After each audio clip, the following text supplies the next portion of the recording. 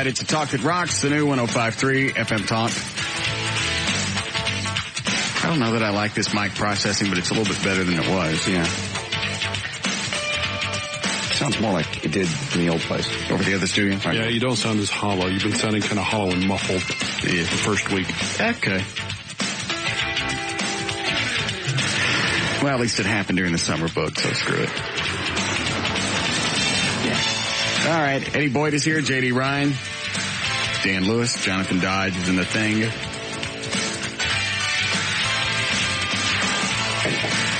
I thought this was interesting. They said to get rid of the hum in Dan's studio, they would have to take that big monitor that he's got in there and replace it with a flat screen, flat panel monitor. Okay. Right. But that would be like another $300. Okay. And right now, they don't have the budget for it. Mm-hmm. But they do have the budget to take that eagle sign out of my office and replace it with a 3-foot by 3-foot neon sign. Says the Russ Martin Show, KYNG. They got the budget for that. But they can't get the noise out of here. Okay. It's weird nobody shows up around here sometimes. It's damn strange because when we were over at the other station, not the other studios in North Dallas, they said, all right, all the old equipment's going from here over to the other one, and there's no money. None for the move. We got $50,000 to move this entire radio station, everything. Then all of a sudden they come up with the cash for this new studio that we're in. Mm-hmm. Because you started talking about, I swear to God, getting your own satellite studio, and that freaked them out. I don't. Why would they care where the show came from? Because they just do. They want this to be in the house. They want to be near you. No, there's they need to get at you. There is nothing. This board alone costs $43,000 that you're standing in front of. Just the console? That thing right there is $43,000. The whole move was supposed to be $50,000. Why would they care where we are? I mean, it just makes me laugh to think about it. They just do. They want you in the house. It's a little flagship for them. But we don't interact with it. I mean, you guys might, but I get here at 3 o'clock. I do all my work at home. I come in the studio, and we don't leave till 7 o'clock. I may go out to Wiz a couple of times, go take a Gary, get something to drink, come back in here. Somehow it was worth $200,000 for you to be in the room. And where did that money come from? We didn't have it. I mean, they were adamant. That's the Wiz. Corporate America. It comes when it's needed. He's going to leave. I wasn't going anywhere. I was just going to have, Bruce was going to find someplace that we could have our own studio. And for some reason, that really scared them, though. They wanted you right here where they can I'm under see contract. You and feel you. We're all under contract until April of 2006. We weren't going anywhere. What the hell was the reason for the studio? He'll be easier to control if we can keep him nearby. Oh, no. As we found out yesterday when you rode the Harley up the hall. Now they regret it. What were you thinking? There's nothing like riding a motorcycle in the house. Bob comes out of his office and then dodges back in because I almost plowed him. Now, that's the first time I'd seen your motorcycle. It's a pretty bike. Thank you. I'm jealous. You want one? I'm sure Harley Davidson of Dallas is swinging you a deal. Well, swing me a deal, but Mama's not going to let me buy one. When was the last time that you were on a motorcycle? Just after high school. I had a Suzuki in my first year of college. It didn't take long to get back in the hang of it because I hadn't been on last time I was on a Harley or any motorcycle was about 4 years ago when I did the turkey ride with Ludwig and some of the other Dallas Stars. It doesn't take that long to get back in the hang of it, especially with a fat boy because it sits so low to the ground. Yeah. It's easy to control. So when you come to a stop, you're not going, oh, Jesus, am I going to be able to hold this up? I think the electric glides and stuff, they're a little bit taller. So those are the ones that would bother me. Should get a fat boy. Rent one for a day. Well, I don't even have a motorcycle license. I'd have to go through all that first. They don't ask. I bet they do. Excuse me, do I have a Harley? Yes. They didn't ask me. They never did? Uh-huh. But you have one. Mm-hmm. And you've mentioned that you have one on the air. You guys have motorcycle licenses? Why, yes. Yes, I do, as a matter of fact. There you go. Motorcycle license is the same as a car license. You just have to take a couple of couple extra. I think there was, from what I remember, there was an extra sheet of questions specifically for motorcycle. Well, I've had to look over the new driver stuff since I'm now qualified to teach my daughter how to drive. But how did that happen? There's all sorts of new driving. I've got to read through this whole thing, but as far as teaching your kid to drive, your kid going through driver's ed, they don't anymore. Who doesn't? The kids. They don't what? They don't have to go through driver's ed anymore. Remember how you and I went through driver's ed in high school? Yeah, you'd have to sit in the simulator and all the other crap. They don't do any of that. It's mostly reading the book, taking some tests, driving around with your kid, and then they go take a test, and boom, they got a driver's license. My kid did. He did what? He went through driver's ed. How could you get a driver's license without actually being trained in the vehicle? Well, you have to do some driving with a parent, but your parent can be qualified now as your teacher, so you don't have to pay to go through a driving school anymore. That's nuts. They've made it ridiculously easy for a kid to get a driver's license. Do you still have to go to the DPS and sit with a trooper to take your test? No. You don't. No. Well, how do they know you can drive? If you take a test. Take a test. A written test. You don't still be DPS officer anymore. Can you drive? Yes. Yes. Can I go now? Why even ask any of the other questions? I saw somebody coming down 35 today. Obviously hadn't taken a test in a long time, or they just forgot. 2 solid lines, in and out, in and out. HOV lane, I want in, I want out, I want in, I want out. Line still solid, in and out, in and out. Like people ever paid much attention to those in the first place. In and out. No, they've made it too easy. So you're going to teach your daughter to drive? Do you have the patience? If you don't think so, I might. No. I'm going to have to teach her to drive. Take her out by White Rock Lake. Yeah. Remember, that's the safest place to teach somebody to drive around the lake. Road. Not a lot of traffic, and if you get tired, you can rest at the old concrete boat docks. 16.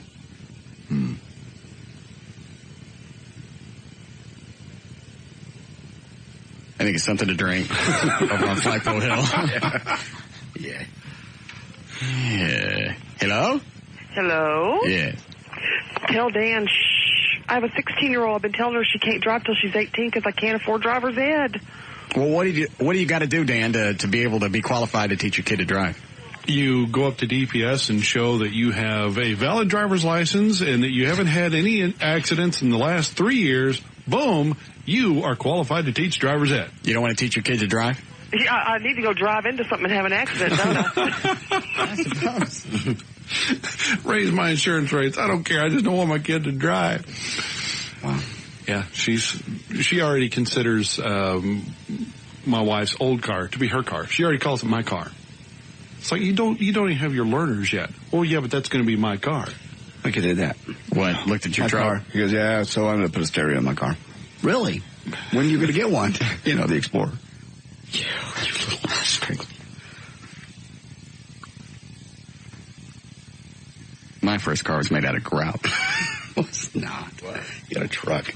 Did it have tile wheels? No, but mosaic tile wheels. The rear end was shot because my dad used to use it as a truck to haul around tile. It was a little 72 Ford Courier. Do they even still make small trucks? Yes. Yeah. I mean, like that small? Yeah, the Ranger. Okay. Yeah, it's smaller than the Ranger. I believe actually Mazda made it and Ford slapped the, different grill and tailgate on it. So even after he unloaded the tile, the front end was still higher than the rear end. And in Pleasant Grove, that don't work. Mm-hmm. So I had to get big tires and put them on the back end to get it back up. Why didn't you just replace the shocks? Tires look better. They did. Baby moons. Yes. Oh, boy. Remember those? Oh, sure. Yes. I love those. Put those all around the truck. Painted it black, put on a roll bar, painted the yellow stripe down both sides. What a classic. Wish I had that truck. For the days. Go ahead, you're on the air.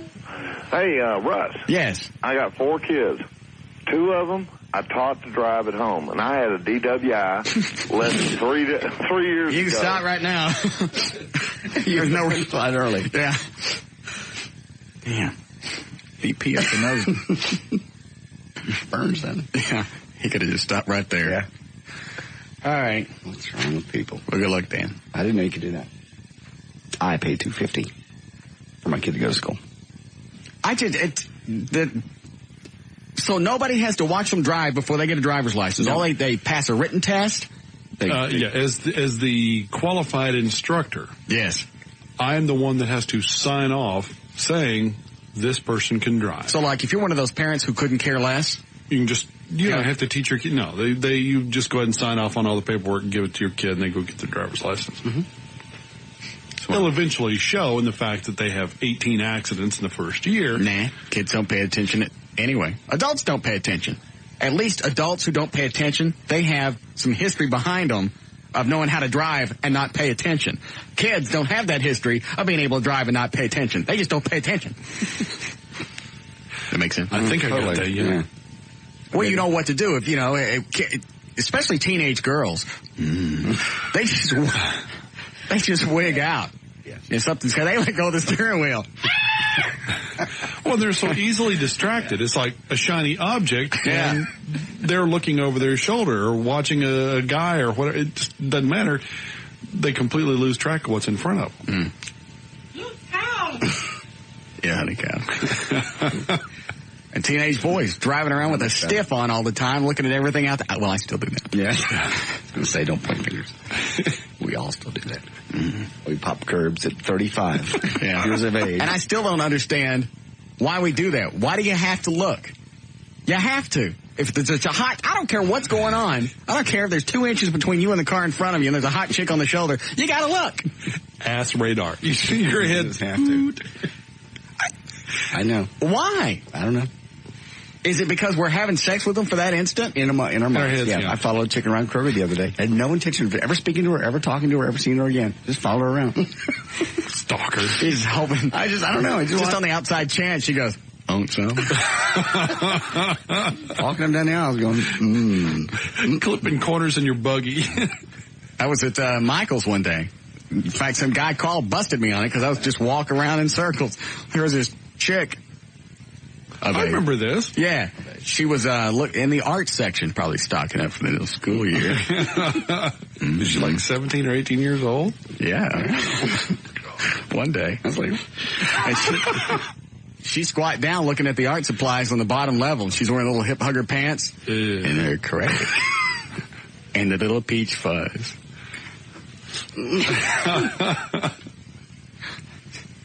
I must have looked like I was at the NASCAR races. I made that circle like 20 times. And need some help with them pencils?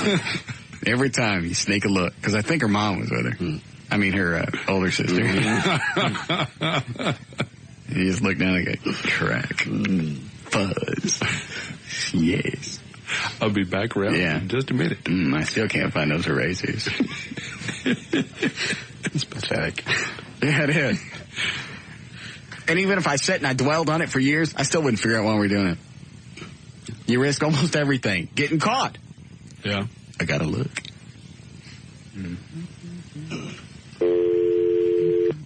Go ahead, you're on the air. Yeah, if your kid goes through driver's ed, they get like a 10% discount on their car insurance and stuff. So you don't get anything if your parent teaches you? No, if your parents teach you, you don't get any discount. And you still have to, from what I understand, you still take a test with the state trooper. If your parent teaches you? If your parents teach you, yeah. Like you have to drive in the car with your parents for like 8 hours, but if you go to the DPS, you'll still have to like go stand through line and take another test, and then you'll have to ride with the state trooper. Well, I've seen it. All right, thanks. I've seen state troopers when I went to renew my driver's license and have the address changed over. I saw state troopers out there doing the parallel parking with people, so there obviously some people still have to ride with the troopers to get their license. I'll read through the stuff again, but according to the stuff that Laura brought home, we're qualified instructors, and all we have to do is sign off, and they take the test, and the written test, and they're done. You didn't let them see your truck with all the dents in it when you went to go qualify yourself as an instructor, did you? No, my wife went. Okay. And I didn't put any of the dents in my truck, and there's only one. I was not in the truck. There's only one because Dent Zone beat the rest of them out. And there was only one other one. And that was the crease in the door from a shopping cart. Okay. But the dent that's on the front left fender, I didn't put in it, and I wasn't in the truck when it happened. Absolutely not. I believe you. It's just funny that you got the only vehicle with dings all over it, except for Eddie's, and his has bone and hair mixed in with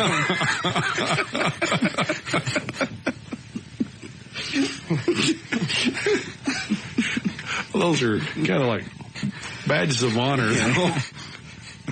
Every time that happens, Eddie's got this little stamp, comes out the window, stamps on the side of his door. Sorry, Eddie. Go ahead, you're on the air. Hey. Yeah. Radio down. Radio down. Oh, sorry. That's okay. If your parents do the driver's ed, it's your parents' choice whether you have to ride with a state trooper or not. Yeah, I think I would opt for that, just to make sure you did it right. All right, thanks. Okay. Ready to start now? Mm-hmm. All right. Before we start, let me do it quick.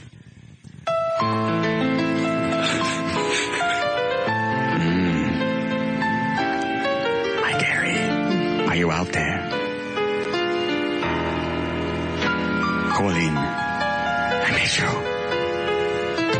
I want to lie with you in your squishy mattress. And have your oversized man anus vulvate with anticipatory delight. Did I hear somebody scream? Yes. Who was that? I don't know. No. Okay. In a rock concert. That should be enough to get him going. Where's the, okay, I see it. Do we need a break before we start? No, we're okay. Okay. All right, 328, J.D. Ryan's on the new 105.3 FM Talk with News. Thank you. Russ News brought to us by Chrysler and by Nextel. 1-800-NEXTEL-9. It's how business gets done. Close to the weekend. Here we are, Thursday, July the 11th, 2002. Birthdays today of honor. Richie Sambora from Bon Jovi is 43. Leon Spinks is 49. And Giorgio Armani is 68. After sitting stone-faced while a witness described the vomit-smeared faces of her dead children, Karaji Maynor was finally moved to tears when she heard her own words read in the court by a police officer. Quote, I never left my children in the car before. I didn't know, was too stupid to know they would die. I didn't want them to die, end quote. The 25-year-old mother had confessed to leaving her toddler son and baby daughter inside a closed car in a 90-degree day for nearly 4 hours while she visited a hair salon. She did leave the salon once to get herself a drink and a snack. Maynor, a pregnant college student who lives at the home with her father, has faced the possibility of life behind bars if convicted of the felony murder in the deaths, a 3-year-old and the 10-month-old. Didn't they drop the charges already? I mean, when they bought her story of, I didn't know that would kill you. But then they turned right around. They let her. I think whatever she faces now is a maximum of 15 years. Yeah, 15 years. Punishable by, it's involuntary manslaughter, punishable by 15 years in prison. So they bought the story. Yeah. I didn't know. I never left my children in the car before. I'm going to start trying that with everything. Those are my two favorite excuses now. I didn't know. I forgot. Prove it. Prove both of them. But isn't ignorance of the law not an excuse? That's the law of ignorance of the law of physics don't count. I didn't know. I knew it worked on turkeys and hams, but I didn't know babies would bake. Ugh. Should have gone to homemaking. So she's pregnant with another one. She's pregnant. Oh, good. She gets to start over. Living with her daddy. Literally another one in the oven. Mm-hmm. Damn. Well, she'll have that baby in prison. Yeah, if they convict her. I can't believe they already lessened the charge. Yeah. By, I still hear that hum in your studio, Dan. They're trying to block it out. They put... they haven't done anything yet? Well, they put some sound dampening material in here. Uh-huh. They went all out. Yeah, they leaned a chunk of old wood up against the two computers to try to block the noise.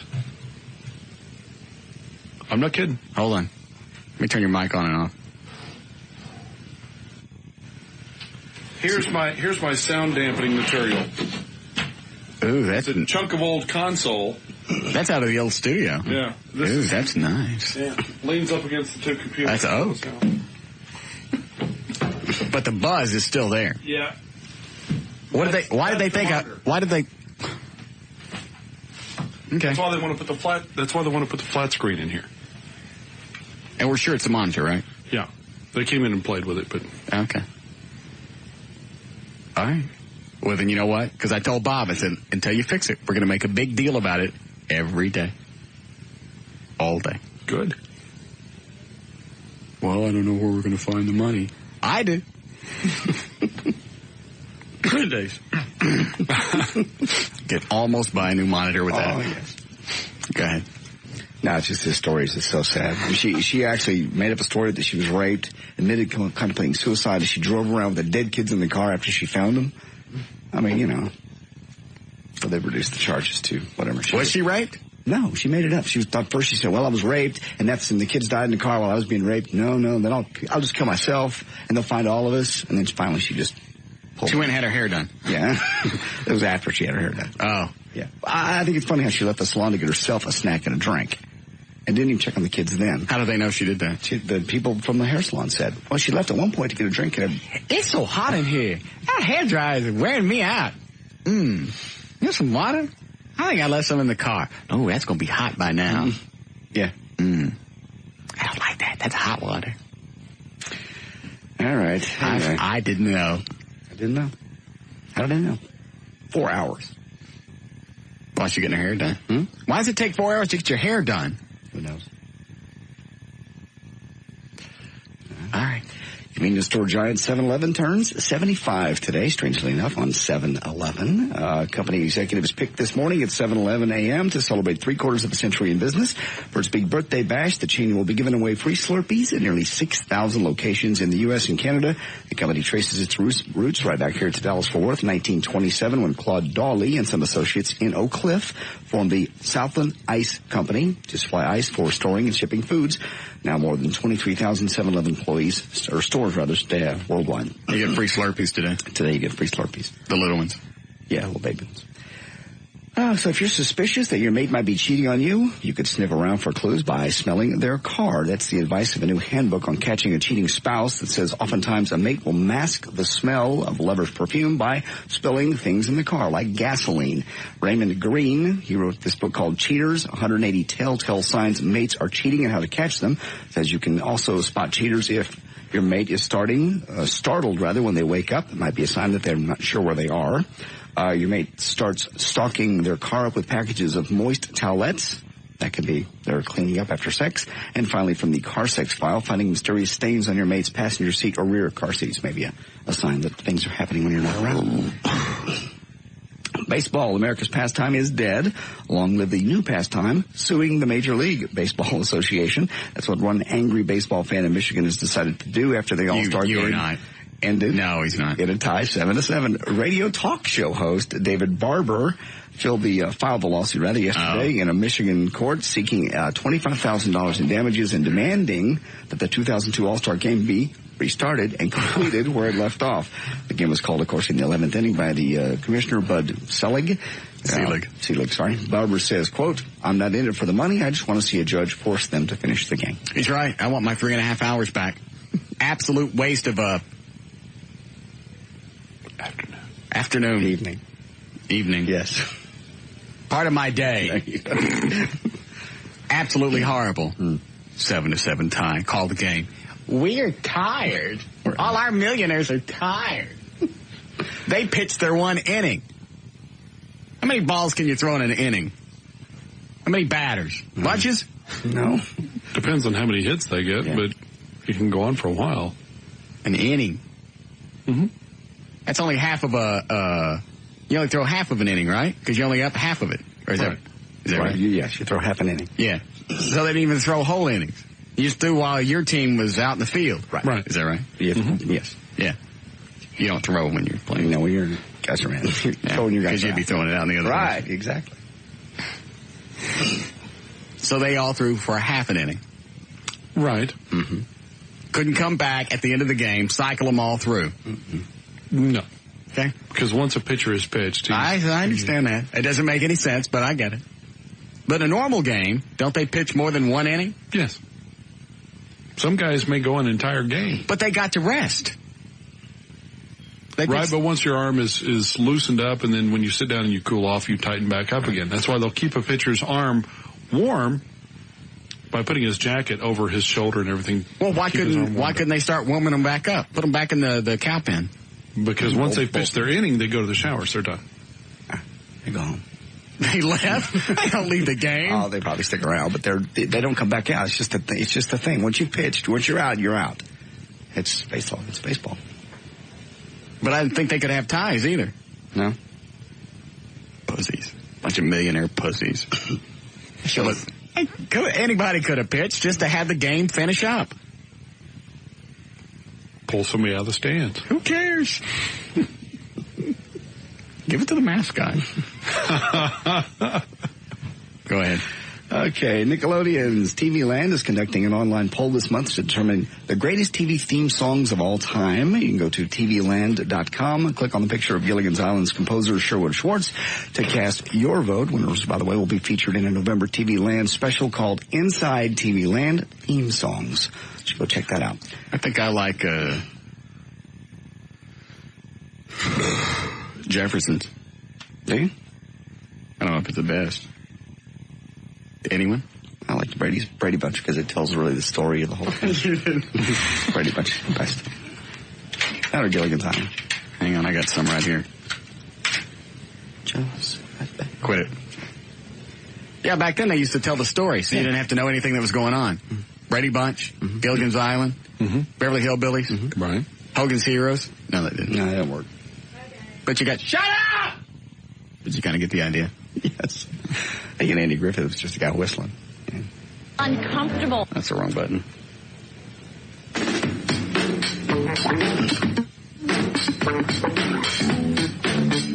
You know this one, Dan? Spinoff from Barney Miller. Oh, Fish? Yeah.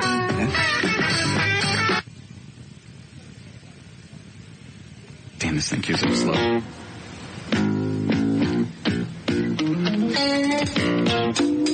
You don't know this one?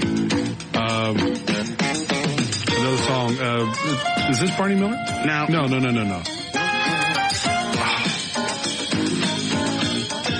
I can do the whole theme song for you.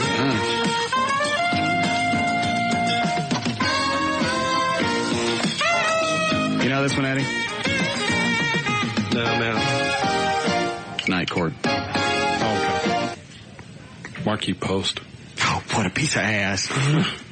And I've never been able to find real pictures of her naked either. No. The closest you get is she was a hooker in some TV movie and got almost naked. Yeah, I used to have to use Night Court, too, back in the 80s to do it. Especially if she wore something with cleavage. That was good enough. Would run into the courtroom. Yeah. He's a piece of ass. Oh, it's Dukes of Hazzard. Just a good old boy. All right, I'm bored with this. Okay. And finally, Cattle Wrestling has a new face. A $3,200 fiberglass cow has been stolen from a Chick-fil-A billboard near Santa Fe Drive. This is out near the Rocky Mountains. Don't we have one of those right across the street? Yes, we One do. of those cows? Several of them. I'd love that one with the chicken head on it. I just saw that one the other day. On some of me? Yeah. They unbolted the 150-pound cow from the billboard and lowered it to the ground. The company is chuckling, but still wants their cow back. As a result, I think a little sense of humor. In fact, I think they're based here in Dallas. They're offering free chicken sandwiches for a year for information leading to the arrest and the return. Well, they better not do that now. Everybody's going to run out and steal cows hoping to get free chicken sandwiches. Yeah, why? What about this one? Mr. Peppermint, isn't it? No. Oh. What was this? Damn.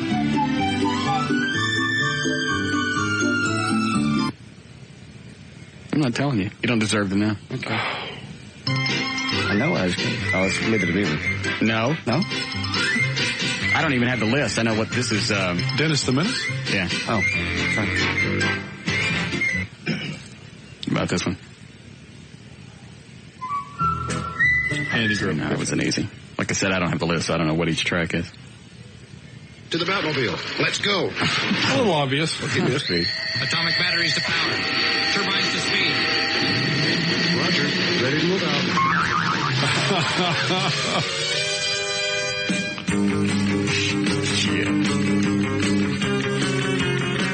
Let's see what else is on here. So brave is Corporal Rusty. The hell is this? He is just a boy. How true is Private Rin Tin Tin. They are the I guess Rin Tin Tin. That was out of the 50s, wasn't it? Yeah, I never saw it. Dragnet. That's a rough one.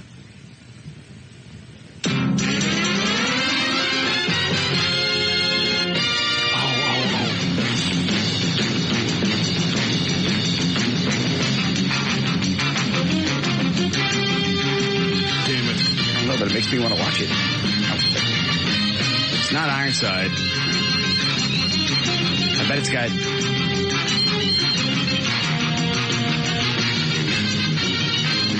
That's an obvious one we should know. Yeah. It's not Mannix. I hated Mannix. Rockford ripoff. Yeah. Pussy. It was Rockford with cash. Yeah. Yeah, it was, because he had a really nice car with not a cell phone, but a mobile phone. He had a hip apartment. Hot secretary. Yeah. Colored one. It's not Medical Center, is it? No. But this is a cop show. Eddie's out. Is that the one with the big fat cop? It wasn't Cannon. It's not Streets of San Francisco. Somebody will call during the break. Quit it. All right, were you done? Yeah, you got to come out and see Eddie. It's Saturday from 1 until 3 at Pit Stop, located at 7321 Camp-Louis Boulevard. That's at Altamira in Fort Worth. You can be it's where? Altamira in Fort Worth. He'll okay. He'll be collecting food and stuff. Damn, I need the boy. And clothes for the flood victims, as well as you get a discount on whatever you want to get out there. Pit Stop, once again, 1 to 3. Come out and see Eddie in Fort Worth on Saturday. I'm J.D. Ryan on the Talk That Rocks Texas, the new 105.3 FM Talk. More of the Russ Martin Show coming right up.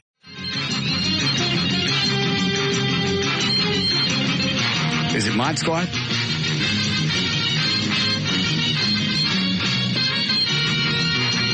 Could be. Anybody call and tell you what it was, Dan? People are calling in saying it's I Spy. I never watched that. Bill Cosby. Yeah, it could be I Spy. I don't think that's I Spy. It sounds right era-wise. I'm still going for the Mod Squad.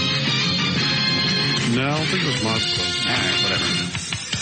All right, check on traffic. Jonathan Dodge at the controls of the new 105.3 FM Talks. White Lightning. You guys are a bunch of retards. You realize that, of course. Do you know what it is? I don't care. All right, go ahead. All right, this report brought to you by Fowler Toyota and Singular. While it's only one accident to report, that's 183 westbound between Valley View and Asters. There's an overturned vehicle.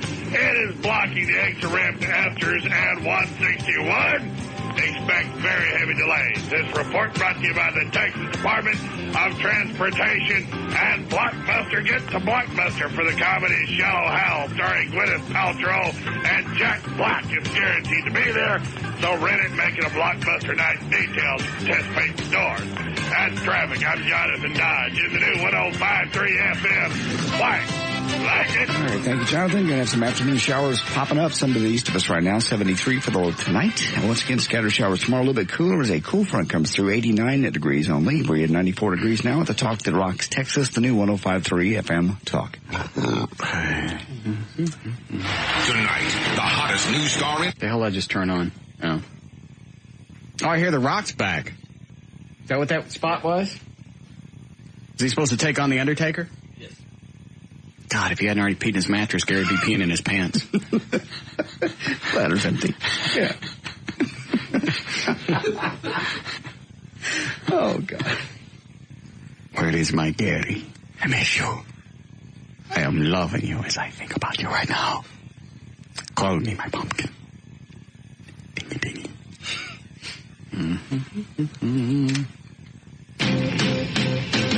What theme is it? Josie and the Pussycat.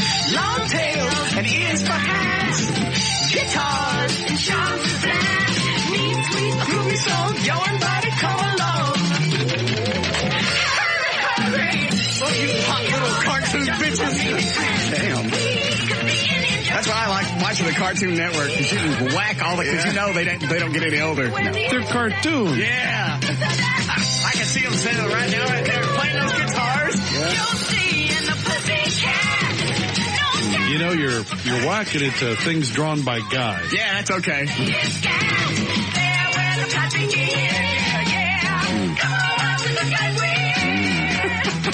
God, those outfits. I almost lost my mind when they went to outer space. Yeah.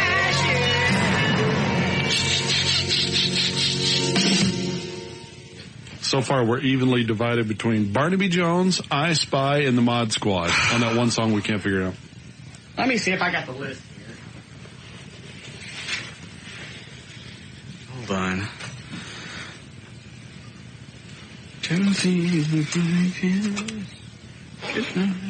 Is for hats. You're gonna come. Harry. Let's see. All right, I found it. Okay. Cut number, what is that, 63? That is...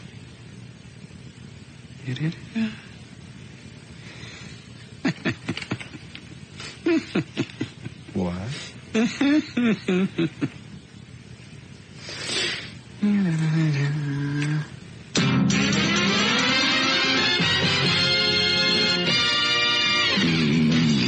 Mod Squad. Never argue with me. By the way, the one you guys couldn't figure out earlier was Captain Kangaroo. Oh, okay. No.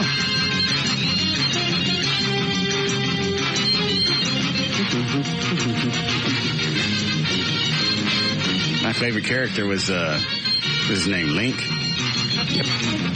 Guy with a great big afro. Yeah, I didn't watch a lot of Mod Squad. So. The glasses that they wore, those tinted glasses, they were cool. I tried watching the movie, the modern remake of Mod Squad. I didn't know they did one. Well, just as well. I was able to sit through about 10, maybe 15 minutes of it before I got just so damn bored. Did they have Link in it? No. I don't know. They might have had reoccurred. I never got through enough of it to find out. I just quit watching it. Dudley Do Right. Dudley Do Right, yeah. Smart guys. Fractured Fairy Tales. Right. Cheers. Wow. We finally found something you guys are good at. That's all you get. What is that one? Rockford. Nope. No, I don't know. No. Actually, it could be Rockford or another one. Oh, what is this? Hello? Oh, that's Bob Newhart. No. I didn't know it started with a phone ring. Yeah. Somebody knocking on the door? No, that's me tapping my foot when I start trying to think of these things. Oh, Greatest American Hero. Yeah. Damn. Everett and I would have a hard time with you punks. Welcome back, Clark. I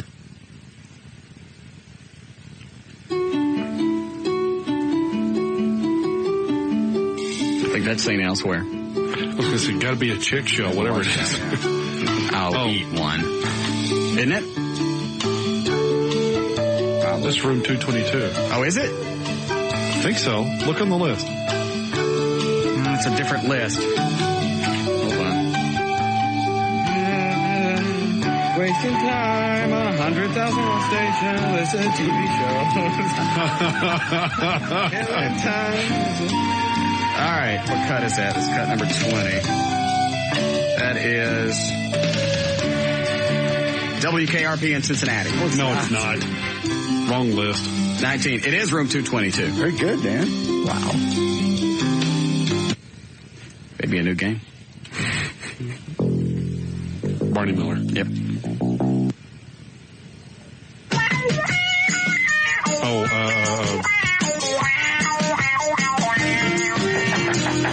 Three's Company. Yes. Come and knock on our door. That was another show I used to whack to. Oh, yeah. Just the open. Where Joyce DeWitt would pour the water out the window onto Suzanne Summers. She'd turn around. Oh, look at me. No. I'm all wet. Happy days. My mom would let me watch that when it first came on. Why? Because they talked about hickeys and stuff. Oh. Can't watch that show. That's nasty. I hated that show. Oh, Laverne and Shirley. Oh, please, that's enough. You take the good, you take the bad. I'm out. Facts of life.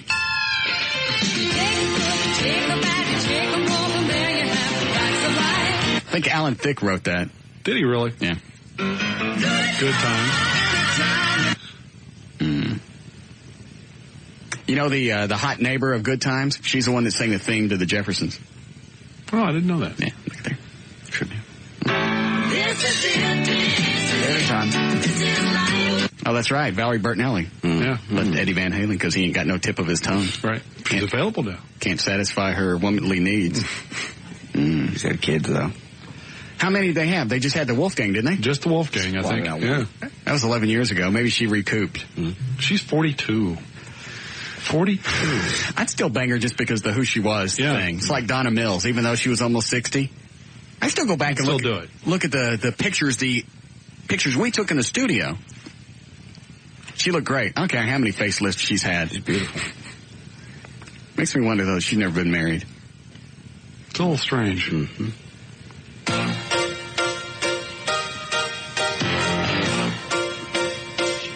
Big fat black chick. Oh, I hated this show. Nell Carter. Yeah. Anything with her in it? Changed channel. Never saw it.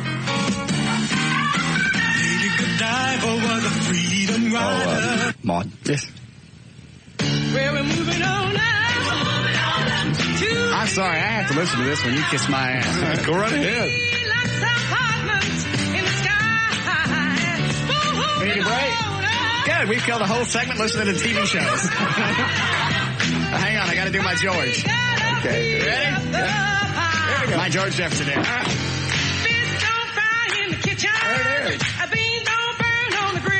nice. Thank you. Yeah. You got him and Cosby both down. Yeah.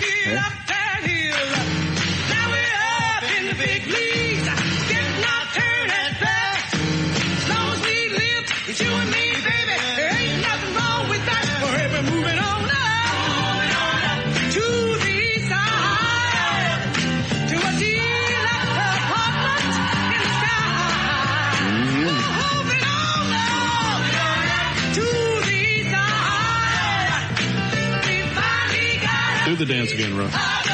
No, you're going to videotape it. You looking for stuff to put on your website? Uh-huh. Pass. We'll be back.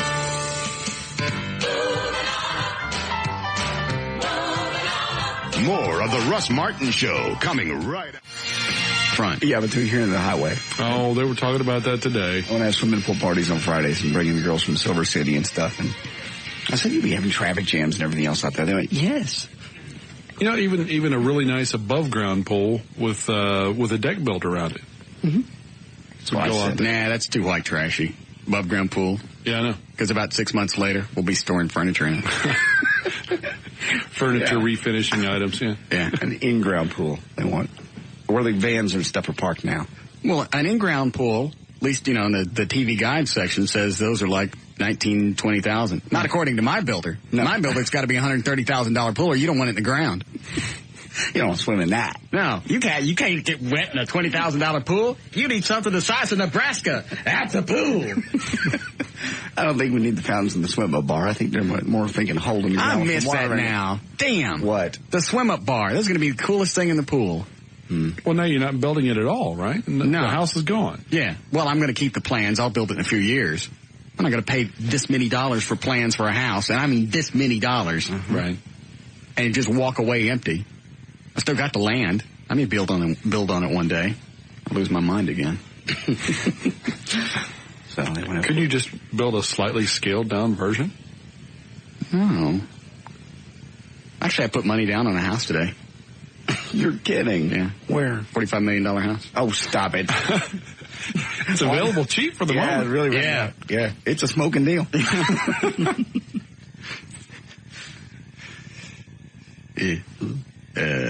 So they want me to go to Reed and get a pool built out front. Yes. They said they don't have the clout. Russ could do it. Russ could pull this off. I can't get Dan a $300 flat screen monitor for his studio. And they think I can get, I'm guessing $20,000, right? Yeah. That'd be a decent pool. Mm-hmm. Unless somebody was, wanted to do it for nobody's going to do a $20,000. You got too many people you got to pay. Okay. We could probably get it cheaper. Get a deal. Rip one of the pages out of the TV Times section of the Sunday paper. Yeah. You get a coupon or something. Just a thought. I used to masturbate to those ads, too. Parade magazine. Chicks laying out by the pool. Yeah. How sad. That's when you're a kid, that's all you got. I know. Oh, good. Sunday paper's here. Mm-hmm. Pants it is. Yeah. J.C. Penney, have a bra ad, please. I'd even do it to black and white ads. I didn't care.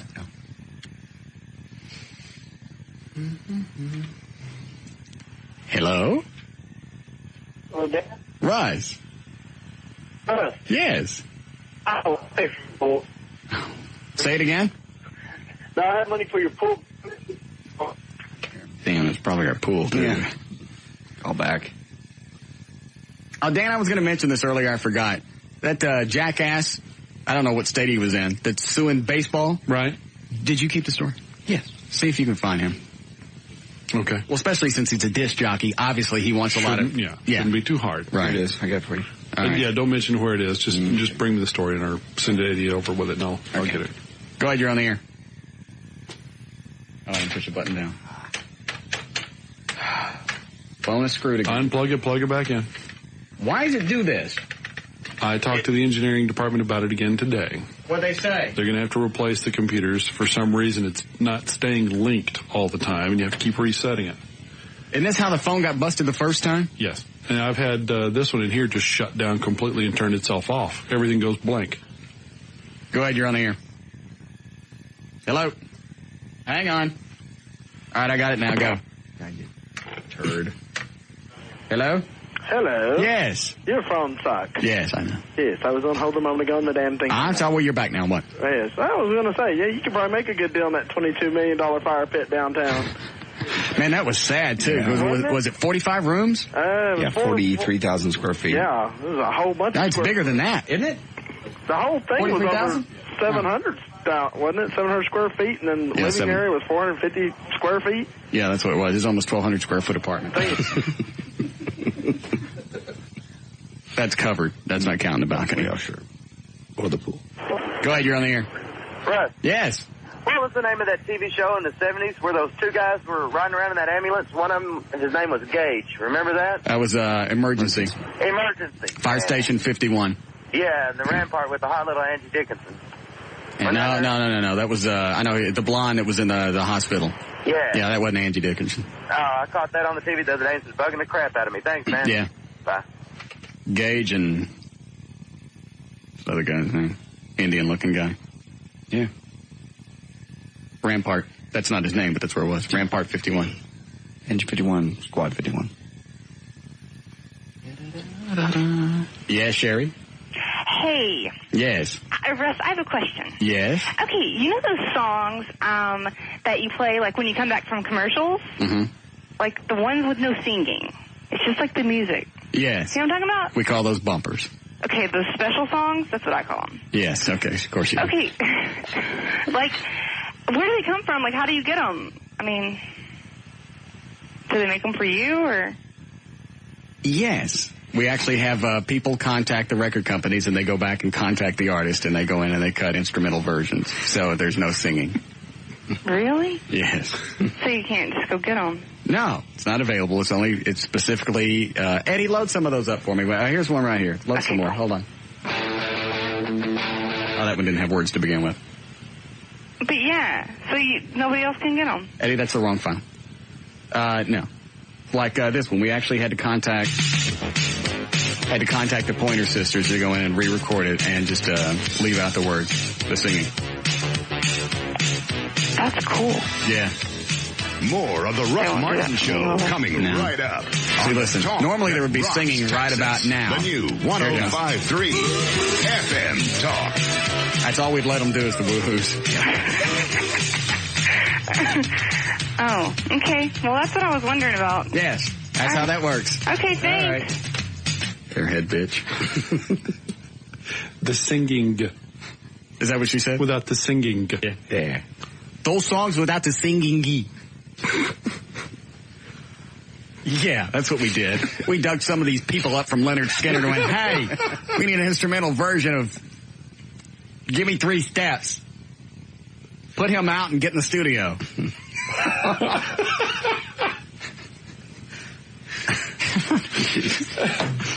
Can you be? I guess you can't be that stupid. Well, people don't know. It's inside radio stuff. They don't know you. People ask me every day where those come from. I just give David Stone, our production director, a list and go, hey, I'd like these for bumpers. And he gets the songs, the CDs, and edits out the music. Not the music, the vocals. You got to be good at that. He's really good. What? So they take out the singing? Yes. Okay. We contacted Boston. Yes. One of those. Yeah. Loverboy. Yes. I need you to go back in the studio. Uh-huh. Well, Loverboy could use the money. Play the song. And leave out the singing. Yeah, we haven't had Mike Reno on in a long time. We should get him back on. He was a good guy. Hello? Hello? Yes. Is this Russ Martin Show? Yes. You said he's having trouble with his phones. I work for a reputable phone company. Yes, it sounds like it. Go ahead, you're on the air. Yeah, Russ seems to know everything else about old-ass TV shows, so I was wondering if you knew whatever happened to that fine little blonde that was on Fall Guy. Is that Heather Thomas? Yeah, I don't know what happened to her, but that was her name. She was on a couple of shows at the same time, wasn't she? No, people got her. When she did the Fall Guy. Yeah. People got her confused with Heather Locklear. Heather Locklear did T.J. Hooker and Knots Landing at the same time. Oh. So you don't know any other shows that she was in? No. God, she was hot too. She did. I only remember like one poster, and she wouldn't get naked. She just took like the edge of her bikini and pulled it out away from her so you could see just a little bit of hip. You little hot fucking bastard. I'm sorry, who was he talking about? I was taking a call. Heather Thomas. Oh, okay. From the Fall Guy. I found a picture of Marky Post in a bikini from when she was in Fall Guy. Send it to me. Actually, you can pull it up in there. It's on imdb.com. Just type in Marky Post under the search, and it pops right up. Oh, that's right. She was in the Fall Guy. Mm-hmm. I forgot about that. All right, hold on. People in the car, just shut your ass. You're shaking your head in. It's just funny. What? People in the car, just shut your ass. I got no time for you. I'm looking at naked women. Wait, stop. Piece of crap. What's the website again, Dan? imdb.com. And then type in what? And then in the search engine, it pops up on the left-hand side. Yeah. Just type in Marky Post. All right, everybody off the site. M-A-R-K-I-E. And then you can click on the picture a couple of times and it gets bigger. I can't do anything because Hey. Relax. Sorry. Oh, that's a good one in the bikini. That's the best I've ever seen. How come it ain't blowing up? It just may be slowed down. Yeah. But I am told that before she did Night Court, now I'm looking at her. God, she's a piece of ass. She's got a big bush, too. You can tell. Look how her bikini pot. Look. She was in Semi-Tough or Semi-Tough. She was in Card Sharks, The Fall Guy. Yeah, I think she was naked in Card Sharks. No. But we had a couple of people call and tell me that she was in a brief scene in the first Police Academy movie. With her cans out? With her cans out. Oh, good. But she was uncredited. So I'm going to have to watch the original Police Academy and see if she's actually in there. That's the smallest outfit I've seen her in. I've seen some fake pictures with her head on it. She kind of got big hips in this picture, but it's still, oh, yeah. Yeah. Is there another one over here? Oh, it's a group shot from the Fall Guy. There's that Heather Thomas. What are you looking over there? Same thing. We're surfing porn while we're on the air. Yeah, there's a bunch of them. All right, I'm bored with this. There's no nudity. Back to the radar. What is it, Mike? Hey, Russ, on emergency? Yeah. It was Fireman John Gage and Fireman Roy DeSoto. That was it, DeSoto. You're right. And the nurse was Dixie McCall. That's right, the blonde-headed chick. And she was married to the white-haired doctor, the old guy. Bobby Troop. Yeah. Yeah. Yeah. They were married in real life. Yeah, exactly. I always wondered how he got her. Yeah. She should have married Robert. What was the doctor with the big sideburns? I mean sideburns. He had pork chops glued to the side of his head. Yeah, it looked like he had a Frisbee for a hairdo. Yeah. Robert something. I can't remember. Not Robert Stack. Robert Fulton. That sounds right. But the Rampart was the hospital. Yeah, Rampart. Yeah, Rampart would call Station 51. Yeah, they would call in their Rampart. Yeah. And they'd always tell them to zap them. Shock him. But he just got cut. Shock him! Ringer's lactate. What? They always used to say give him ringers. I don't know what that is, but they always told him to give him Ringer's lactate. Pull his pants down and put a ringer on. Although it was the same thing for everything. No matter what happened to somebody. Shock him! But he just has a broken arm. Who's the doctor here? Shock him! All right, I'm sorry, but I got to shock you. What? Damn, this HMO sucks. What is that? We've wasted an hour and a half today doing absolutely nothing. And we ain't got no swimming pool yet either. I know. Go ahead, you're on the air. I'm sorry, dude. Yeah, Russ. Yeah. That Heather chick you're talking about? Yeah. You can see her cans on a movie. She what? You can see her cans. Which movie? Zapped. Has that guy from Charles in Charge in it. Zapped. I thought that was, that's Heather. It's Heather Thomas, but yeah, she didn't show him. No, it was what do they call it? Where some other chick body double. Yeah, body double. You see her cans, and if you don't see their face and their cans at the same time, it's not their cans. Yeah, and it's like she's walking wearing a pink sweater, right? Head chops off, shirt. Pops that's open. right, shirt and the bra pops open. The closest she ever did was in a vampire movie with Andrew Stevens, and you get to see most of the side as she's bending over him. Andrew Stevens is the one that did all the B movies, like with Shannon Tweed, right? Oh yeah, and this is definitely a B movie. Shannon Tweed's a good one. And Joan Severance, she did a lot of B movies. Oh yeah, great cans.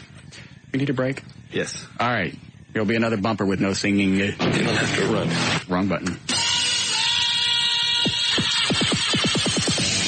More of the Russ Martin Show coming right.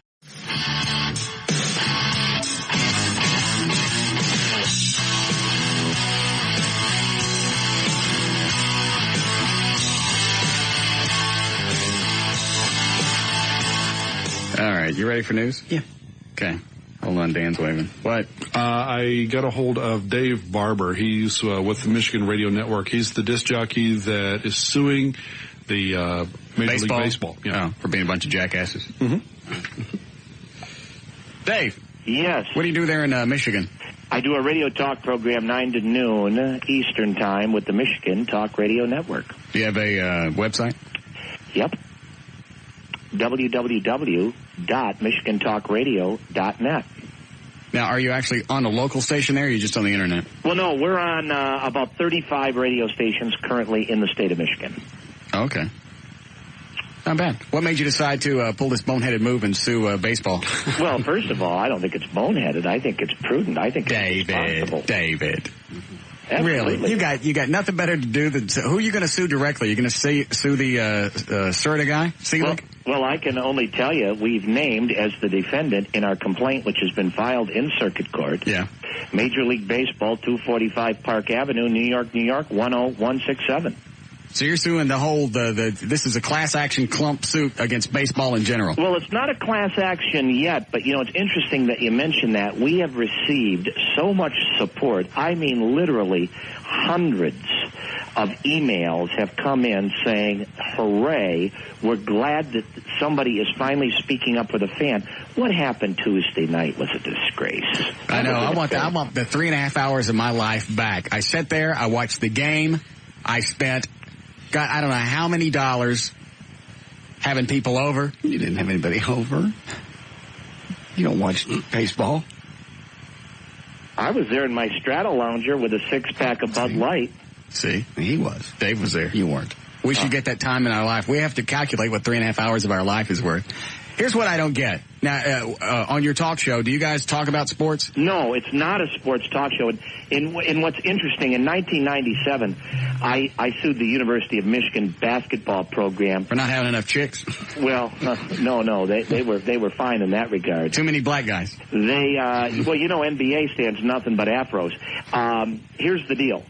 I sued the University of Michigan because I believed that their basketball program was corrupted. That was funny. Nothing but afros. This is ridiculous. Yeah. You have one lawyer and they have an entire law school. So we could get his show here. Investigation that we really. What time's he on again? And I think Major League Baseball owes more than what they got on Tuesday night. I'm sorry. They deserve more. Do you already have well, you know what, really? What would you have preferred? How long does baseball go? 9 innings? Pardon me? Yeah. 9-inning baseball game? Sure. All right, what would you prefer, 9 innings or the extra 2 innings you got? No, I would have preferred the game being played to completion like a normal baseball game would be. Well, you got the 9 innings out of it. Yeah, but you know, why wouldn't you look at the extra 2 innings as a bonus? At 7-7, it's like kissing your sister. You know, there's no finale. That's two. You're right. Yeah. I mean, it was absolutely ridiculous. In our complaint, by the way, that we filed with the court, my attorney, Terry Bankert, was. I bet it's an AM station he's on. Yes, all of them. 5,000. Yeah. One of the things that we asked for, and I want to be very upfront with you. I wish you right would. Off Yes. the bat, Thank you. We're not looking for money. No. We want Major League Baseball, and we would like a judge and jury to compel Major League Baseball to simply finish the game. So you want them to go back and start this thing over, or just pick up where they left off? From where they left off. And then go ahead and name the MVP? Of course. You know, let me tell you something right now. If Ted Williams knew about this, he'd be turning over in his grave had his son not put him in the freezer. I think you're absolutely right. Ted Williams. I was just about to say, I bet he throws out another stupid zinger, another one before we're done. He beat me to it. And this was the inaugural year, by the way, that the MVP was named in honor of Ted Williams. Yeah. Nice tribute. Yes. You know, the splendid splinter, who I had the good fortune of meeting and having dinner with and getting to know a bit in the twilight of his life. What was he like? What kind of man was he? Private. Really? Loved to talk hunting and fishing. I don't even know who Ted Williams was. At first, I thought the guy from Cheers died. No. Realized he had made some mistakes in his life. Really was an outdoorsman. I mean, really loved talking about fishing. Yeah. He was very passionate about it. And, you know, I'll tell you something else. This guy's a tard. In 1946, oh no, Ted Williams broke his arm in an exhibition game. You know, I get a lot of people saying to me, well, Dave, this is the All-Star game. Right. It's an exhibition, isn't it? Nobody wants to get hurt. We're just playing. Yeah, 1970, Pete Rose. Do you remember that? When he came around third base and ran into Ray Fosse? Right. Tell Pete, I remember what he said. Anything. What did he say? Sorry. You know, tell Pete Rose that it didn't mean anything. Those guys were competitors. Right. Ted Williams was a competitor. Back in the 70s, people knew what sports meant. You go out there and you play till the game's over. I don't care if body parts fall out. You go out there and you don't end in a tie. This country wasn't built on ties. Preach it out. Preach it out, my home. Sorry, I had to hit the delay on myself.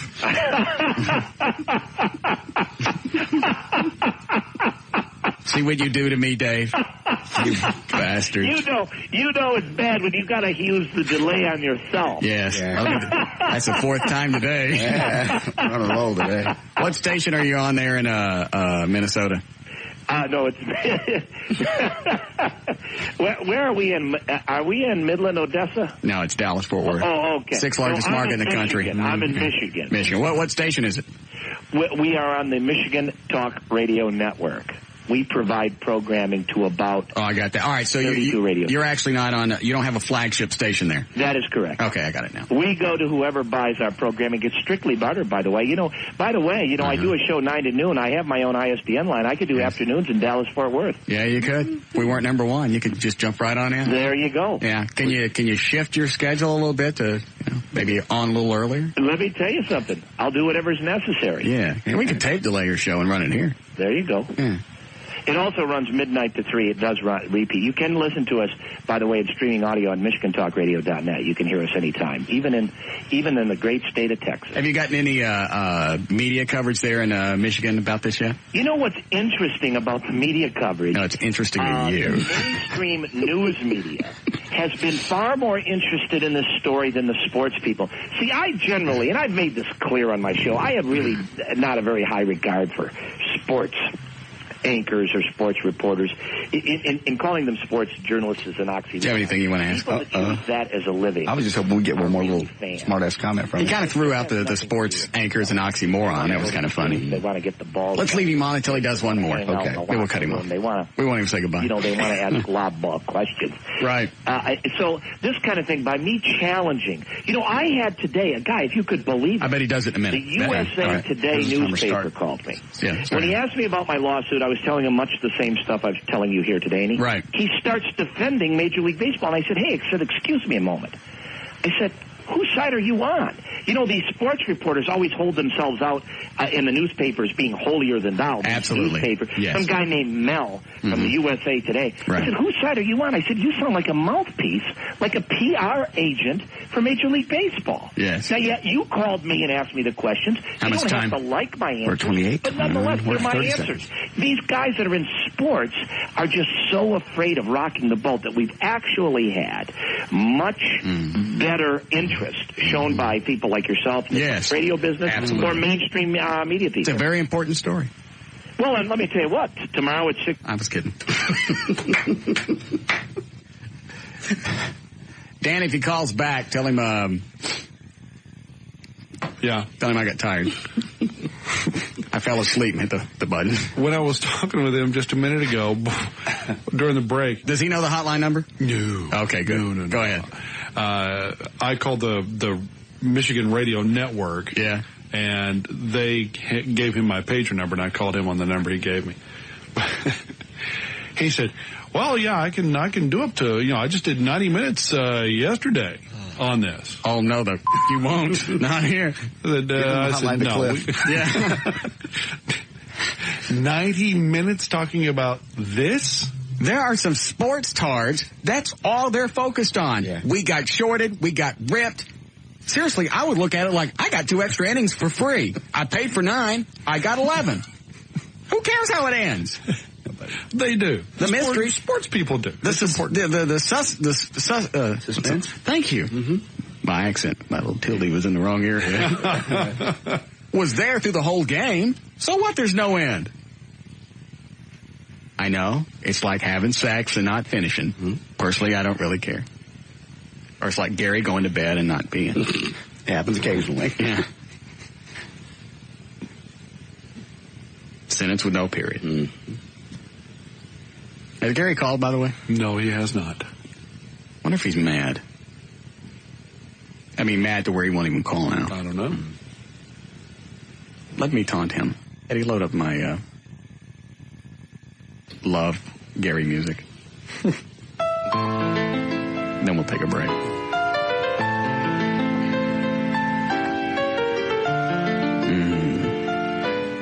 My lovely Gary. Please call me. I miss you. Oh, Gary. My love since yesterday has grown for you. For you are my sweet flower. You are a flower that waters itself. I wish to take your huge, morbidly obese frame and cover it with my sticky tongue strokes. My Gary. I'll gradually work my way to your portal of stinky mystery. Gross. That's nasty. Oh, is it? Yeah, the stinky mystery is... Ooh. He call yet? No, he hasn't. All right. People are calling in defending the baseball guy, though. All right, give me one of them. I just hung up on one. Don't you realize how much people lost on that game? They didn't lose anything. They got 2 extra innings. People that were betting. That's against the law. Isn't it? Not everywhere. Vegas. No, oh. In Vegas. Well, don't you also bet on ties? I'm sure somebody bet on that. I don't believe you're allowed to tie baseball. Huh. They keep going until somebody wins. Obviously they don't. Not anymore.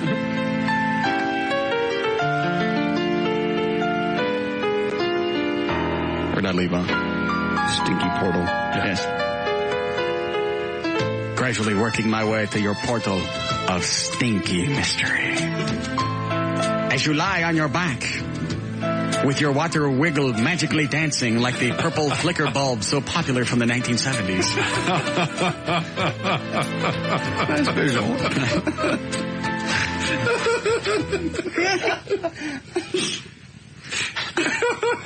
Water wiggle. Eddie says we got to take a break. I'll come back and finish. More of the Russ Martin Show coming right up. I knew it wouldn't be long before they started sponsoring the bumpers. That's what they did. That's when those are supposed to run. I'm not making it up. They're running out of stuff to sponsor. These are some of the greediest bastards. It's Wayne Walker. I don't think it's Reed or Bob. It's Wayne Walker looking for different places to cram spots in. He won't stop. No. Instead of just upping the rates on the spots and decreasing the number that we got to run, they up the number that we run and they charge more. Right. Can't keep doing it. Every radio station that gets successful goes through the same. Goes through the same crap.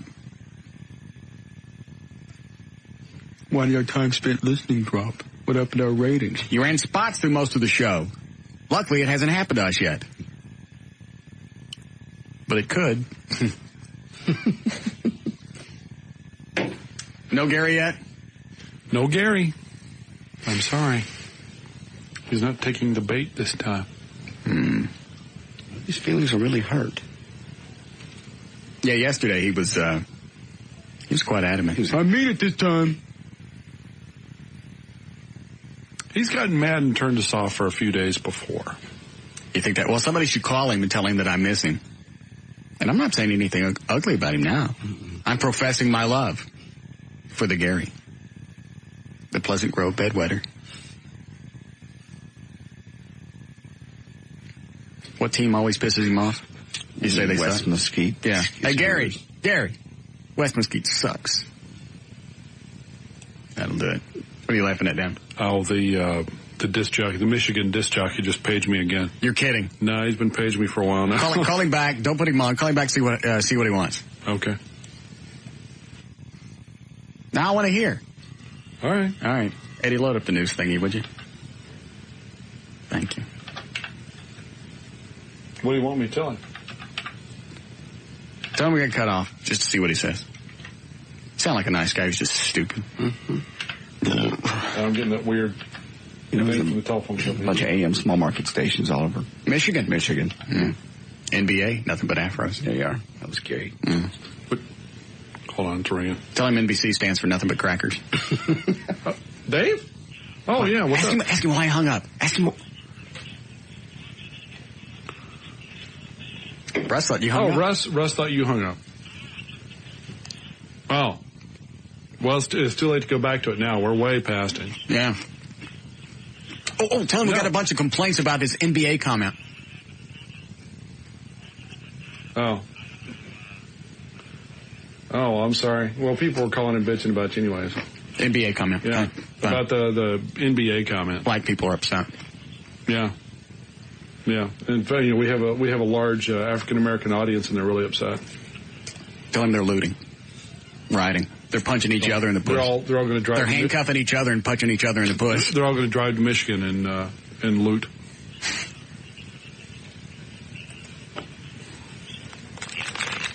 I don't want to get rid of him. Really? Hang up on him. All right. Cut him off mid-sentence. I did. He said, I just want to make sure something didn't happen. That's the perfect time. That's the perfect time. All right. What is this guy? This guy's been holding for 20 minutes. What is it, Jay? Russ, I hate to be the bearer of bad tidings, dude, but the Heather Thomas. Yeah. She took the cocaine for like 5 years, and now she's a drug treatment counselor. No. She blew all her money, dude. She looks like Madeleine Albright. She get fat? Yeah. Heather Thomas? Yeah. How does that happen? Too many cocaine. I thought cocaine made you thin. She blew all her money on it, dude, and now she's eating it. It's sad. It's another reason not to do drugs.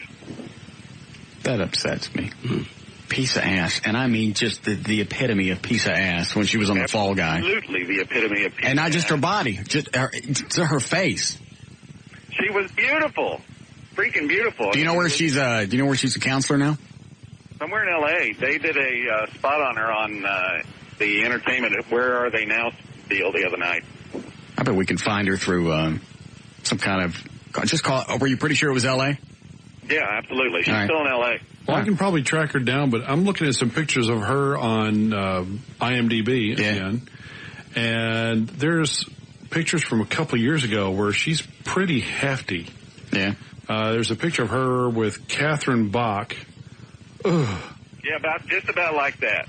Catherine Bach is a moose. Yeah. Yeah. Oh, no. I mean, yeah. She didn't even slim down a whole lot for the Dukes movie that came out a couple of years ago. No. But there's got to be a law against this. They got to stop women from wasting their bodies. All right. There's pictures from this year on here. Yeah. She look okay? Yeah. I mean, she looks a little worn, but yeah. Okay, I got it. Why don't you call L.A. and call just a counseling treatment center in Los Angeles and say you're trying to get a hold of her. Okay. We were supposed to do an interview and blah, blah, blah. Let me see what I can track down. Yeah. Use, what was the name of that guy that we just had on? Oh, Dave Barber. That was his name, right? Yeah, it'll work. Use his NBA joke. Okay. Offer to tell him what it means if they'll hook you up with her. Okay, I will. All right. You ready? Ready. Okay. Hold on. This might be Gary. Hello? Yeah, who's this, Eddie? Yeah. Yes. Oh, Eddie. Russ. Yes, Eddie. Hey, Heather Thomas was in a porno, Camp Beaver Lake. She showed it all, buddy. No, she didn't. Yes, she did. No, she didn't. Yes, she did, Well, buddy. we'll get to the bottom of this then. Are you looking up right now, Dan? I'm trying. All right, Heather Thomas, who I want. All right, 507, J.D. Ryan's on the new 105.3 FM Talk with News. Thank you, Russ. News brought to us by Denny's. Philadelphia 76er star Allen Iverson is going to be charged with forcing his way into his cousin's apartment with a gun. The announcement came today. It is just as police searched his suburban mansion and an apartment where his uncle lives looking for a gun that Iverson was allegedly carrying the night he showed up at the apartment looking for his wife. So they're going to put him in jail. They're charging him for what? Yeah, breaking and entering, and probably, I guess that would be assault, technically. But he's looking for his wife, right? Yes. Okay. You can't threaten people with guns. But he was looking for his wife? Yes. And you ain't never waved your gun around at anybody? Never. Looking for your girlfriend? Never. No. Take that very seriously. Okay. I don't want to lose my CHL. You didn't have it at the time. Mrs. Robinson-style seductions aren't just the stuff of movies.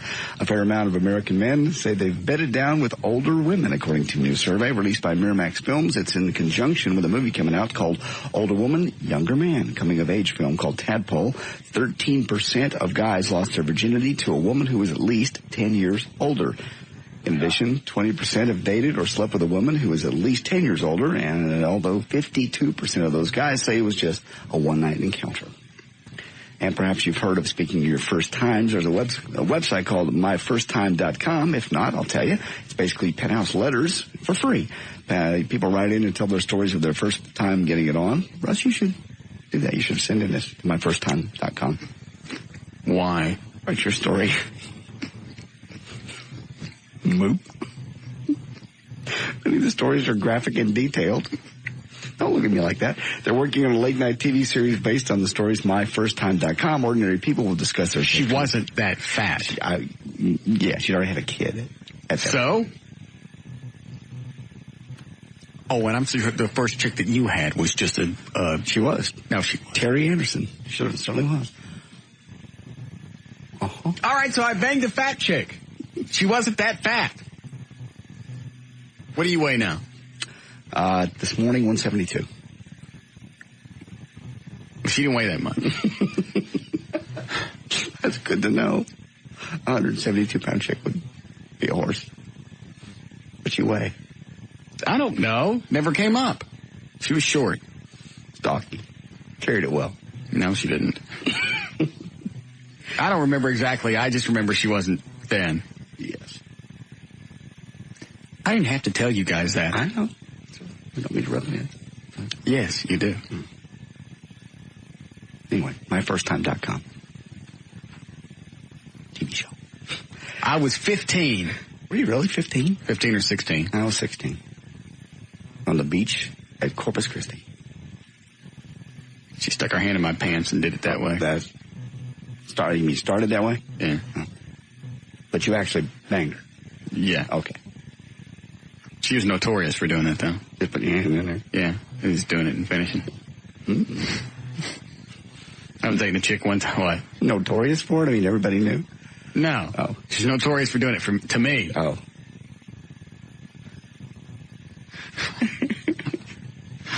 I don't even know what I was going to tell you.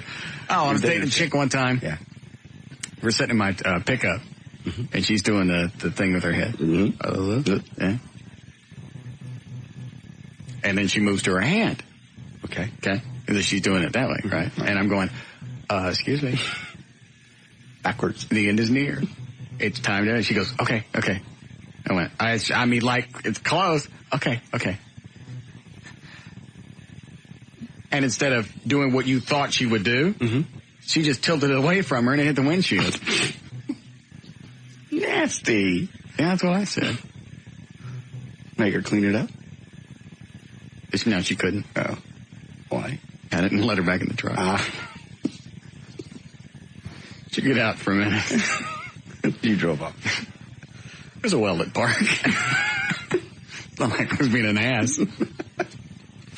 Okay. Go ahead. Bruce Springsteen and the E Street Band going to perform Coming to Dallas November 3rd at American Airlines Center. Promoters announced today the Boston company playing 46 shows in 46 cities.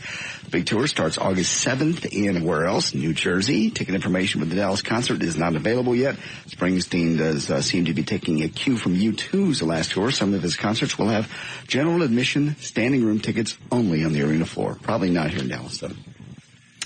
There are about 5 things that everyone in wrestling world is still talking about from Monday night's Raw. Number 1, just as expected, Vince McMahon made the main event for Vengeance, a triple threat match between Undertaker, Kurt Angle, and The Rock. Monday night's Raw saw the worst match ever. Trish Stratus got into the ring with Jackie from Tough Enough 2. They said that was a bad one. Number 3, Jeff Hardy defeated the great William Regal to become the new European champion. Number 4, RDV showed why he is the next true superstar in the WWE by hitting an incredible move on Paul Heyman where he jumped with a chair from one corner while still airborne, kicked the chair into Heyman's face into another corner. By the way, on TV they were calling that the I can't pronounce it. Daminator. That's it. Vandaminator. I got it. Vandaminator. I wonder if Gary has special clothes that he wears when he watches wrestling. Probably tied around the bladder. I'm just thinking. So he didn't get too excited? Yeah. If he wears like PJs. Yeah. WWE PJs. Right. Yeah, right on the chest. Yeah. Kind of with the feet still in it. Yeah. Bunny ears. His mama washes him because he lives there with Mom. Yeah. 40 years old, lives with his mom, pees in his bed. That's next president. Mm-hmm. And finally, curious women who write Glamour magazine decided they want to know more about the men's package. So they ask men from fairly direct questions about their own equipment. They ask most men. Here they go. Just for 25,000 guys. Are they cut or uncut? 80% said cut. Has he ever named his equipment? 40% of men say they have, given it a cute little name. During the course of a normal day at home, how long does he go without touching it? 35% said about an hour or two. 21% said a half hour. 6% said they touch it every 5 minutes when they're at home. Let's see. Does he sneak a peek at the competition at the urinal? 60% said every once in a while. 40% said they never do. 1%. How that got to be 101%, I never know. So they always do. Probably the buys. Big gays. Yeah, I don't know. Well, it's a strange or unusual thing have they done to it. 57% said they've shaved around the area. Right. 25% say they've tried to put it in their own mouth. What? 12% that they tried to twist it into different shapes. 4%. It's not a balloon. 4% that have actually attempted to dress it up in a costume. 2% have had it pierced, and 1% have had it tattooed. I can't. There's more to this. Worse than piercing? No, there's more to this survey. All right, go ahead. What's the best thing a woman can do to it? 50% said put it in her mouth. 40% said have relations with it, and 8% said compliment it. Well, the worst thing they can do, 48% bite it, 32% insult it, 7% pinch it. You want to go on? There's some. Yeah, if there's more, go ahead. I got 3 more. Yeah. What does he think about it what does he think about if he needs to come to attention? Right. 52% picture a woman they know, 21% think of a girlfriend, 14% say they never need help, 7% imagine a random model, and 6% think of several women together. That's what I do. Several women? Mm-hmm. They're together with you? Mm-hmm. You need to get... Right. Yeah. Okay. And sometimes you think of stuff to keep from finishing. Yes. Like the All-Star game. Yeah. That would do it. Yeah. Yes. Has he ever measured it? Yes. Okay. 90% say yes. 42% of those that did, 42% said it's 6 to 7 inches. 35% said 5 to 6 inches. 20% said less than 5 inches. And finally... Where do you start when you measure it? Because I start at the hole. Yeah. I don't know. I think you start at the top of the base and go to the... No, not that hole. No. That hole.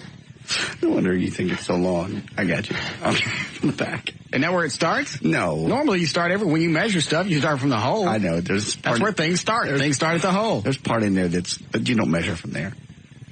If you'd like to, go ahead and measure from there. Plus, that holds the end of the tape measure. I don't want to see this. Even in my head, I don't want to see this. How would he change it if he could? 54% they'd make it longer. 33% they said they'd make it wider, and 2% said they'd make it smaller. That's all from Glamour Magazine. All right, there we go. Hold on a second. Gary call? Okay. Well, he's hurt. News brought to us by Pit Stop. Eddie's going to be out there 1 to 3 on Saturday. Bring some canned goods, bring some clothing. They're going to donate to the flood victims. That's at 7321 Camp Bowie Boulevard. You're also going to get a discount on whatever you buy that day if you do it. It's Altamira in Fort Worth. We'll see you there. I'm J.D. Ryan on the Talk that rocks Texas. The new 105.3 FM Talk.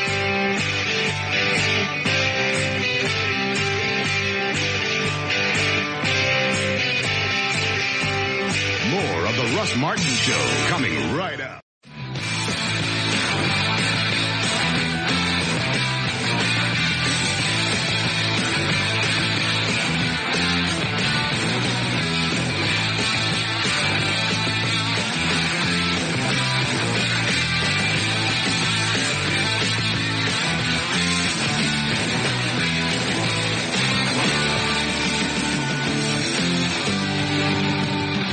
So she does a song, and instead of slamming Bobby Brown, who beats her, she slams the media? Yeah, the media and everybody. Do they have a copy over it at Wild? I can check.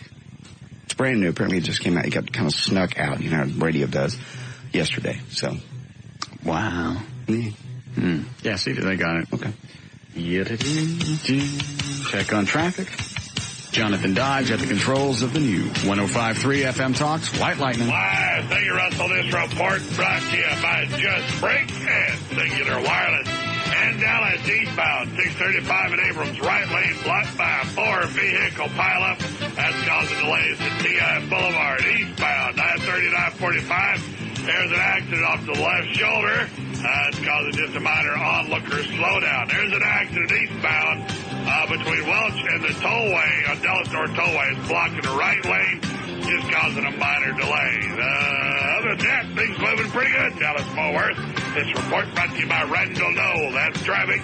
I'm Jonathan Dodge in the new 105.3 FM White Lightning. Thank you, Jonathan. All right, 73 below tonight. Still a chance for some afternoon showers popping up. Nothing showing on the radar right now. Scattered storms again tomorrow. 90 for the high. So cooling off just a bit. We're 95 degrees currently at the Talk that rocks Texas. The new 105.3 FM Talk. Somebody sent me another link of Heather Thomas and underwear and stuff from the movie Zapped. Ooh, is it good? Yeah.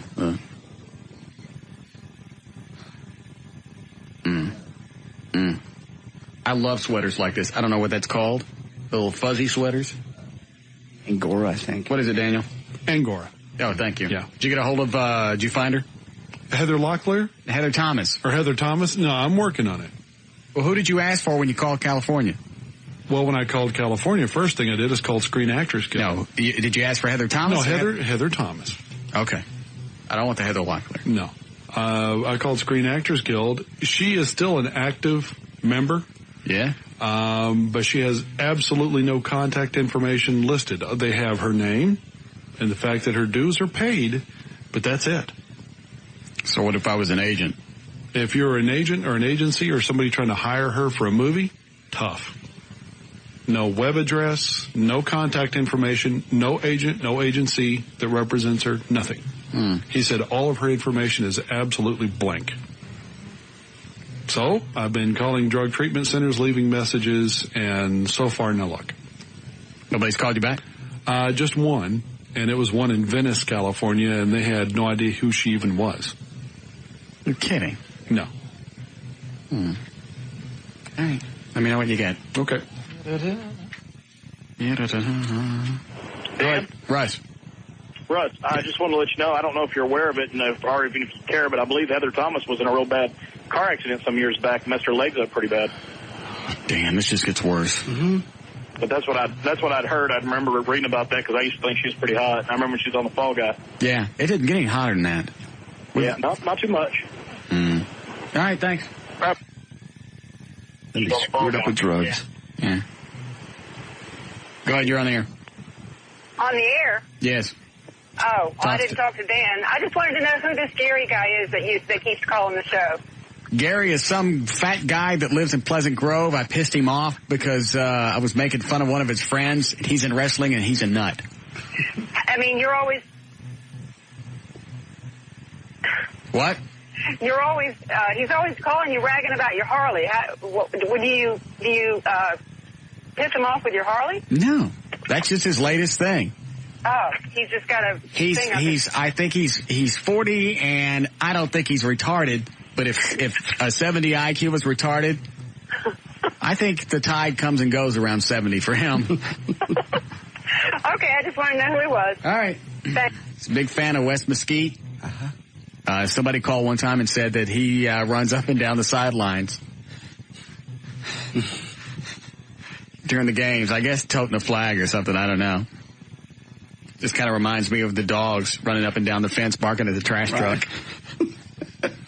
Yeah, it does. Poor Gary. He's just twisted off. And he's never defended that he wets the bed. I mean, he's never denied it. I wish he'd call. I have more love talk for the Gary. Yes. A little more information on Heather Thomas, just a current... I have to talk to her now. I can't stand this. A current bio. Yes. Yeah, according to this, she was hit by a car, almost had her legs amputated in 1986. Damn! She did go into rehab for cocaine addiction, and a quote on here said she doesn't mind appearing nude, and she considers herself essentially a product. Yeah. She's had a kid. Well, that's okay. Named India Rose. And so far, no luck as far as finding her. I'm still looking. What was did the guy say what TV network that he saw her on? No. I mean, like if it was E Entertainment, we could call E. No, he didn't. I'll keep searching. Okay. Go ahead, you're on the air. Russ. Yes. Hey, man, I heard you got rid of Bugs and Kelly today. No. No? They said they going out of town. I figured you was putting them on a bike and getting them the hell out of here. No. No. No. Huh. All right, man. That's all right. If I got him seats, it wouldn't be on a bike. It would be on the Andrea Doria. Damn. What? Nothing else. You know what that is? Mm-hmm. That's a good one. Very nice. Everybody uses Titanic. Yeah. That's old hat. Yes. Titanic actually hit something. There was a reason for it going down. Right. Andrea Doris sunk on its own. Very nice. Very good guy. Go ahead, you're on the air. Hello. Hello. Hey, Russ, you said Entertainment Tonight. Oh, was it? Yeah, because when he said Where Are They Now, he said that's on Entertainment Tonight. Yeah, they're the ones that do that. I think that runs like on Sunday nights or something like that. That's correct, sir. Okay, thank you. Yeah. Somebody that might have a contact is Sandy Newton from Channel 11. She does entertainment. She travels out there all the time. Maybe she knows somebody. Oh, that's right. That's Gribben's wife. Mm-hmm. Yeah. I'll grab Steve. Also, I've been told that she's writing a book, so if she's already got it pre-sold, which a lot of times they do, I might be able to hunt her down to a publisher. So I'm going to call a few publishers and throw the word out. 86 is when she had the wreck? Yeah. I mean, that was right the peak of her being hot. Well, I found a current picture of her from just this year. Were her legs on? Yeah, her legs are on. And she looks pretty good. I mean, like I said, a little worn, but she looks good. And she's back down to being very slim. Because she couldn't have been more than 20 in the mid-'80s. Yeah. So she's less than 40.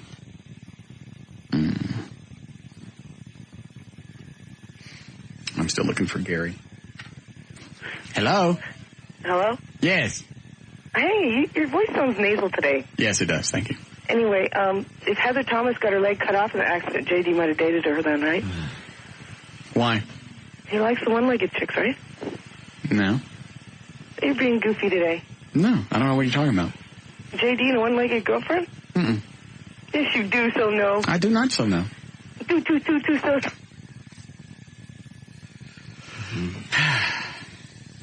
What did you find out about the song?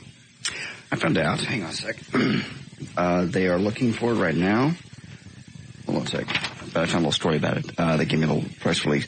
Whitney Houston is back, and she's taking no prisoners. Houston's new single called What You Looking At was leaked to radio stations behind the backs of Arista Records. Sure. It's scheduled for release September 17th. What You Looking At? Let's see. Houston angrily rips into the press and others who have followed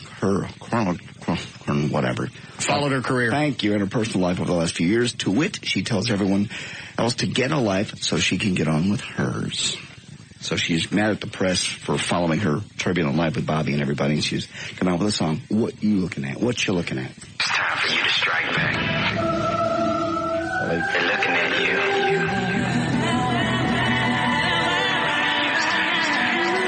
you. Eddie just accessed their computer. We're wild. We didn't even need the CD. Very nice.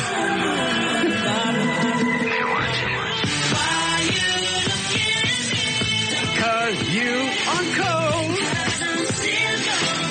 Your cousin beat your ass.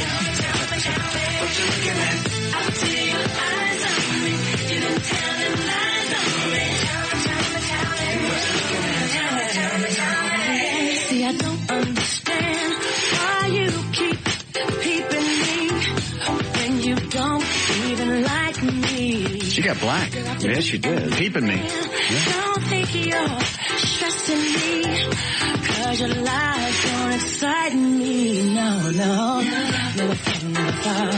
Never knew that you would do this to me. Try to ruin. I don't like it.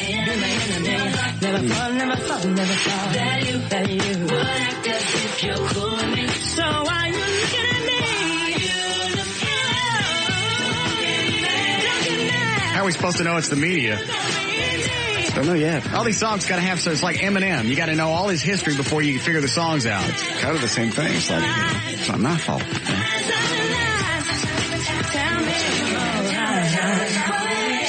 Oh, you know you're wrong. Don't want to respect my song, but it's okay, cause either Did you say respect my son? Song. You try so hard to show the whole world what I do. Now I'm turning the camera back on you. Same spot. Oh, I got it. There you go. Yeah. Trying to dirty up Whitney's name. No. Dirty up Whitney name. Never knew how you would do this to me. Yeah, that's right. Ted Koppel came over to your house and stuck cocaine in your nose.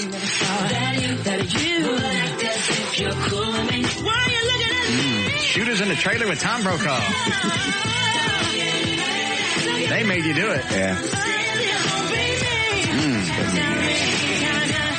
Maybe shoot some heroin with David Brinkley.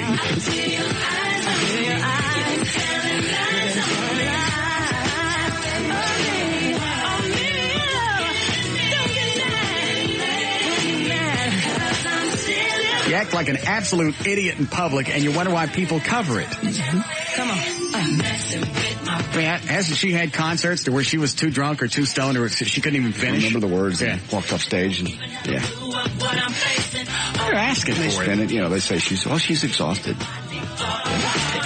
Yeah, those needles is heavy.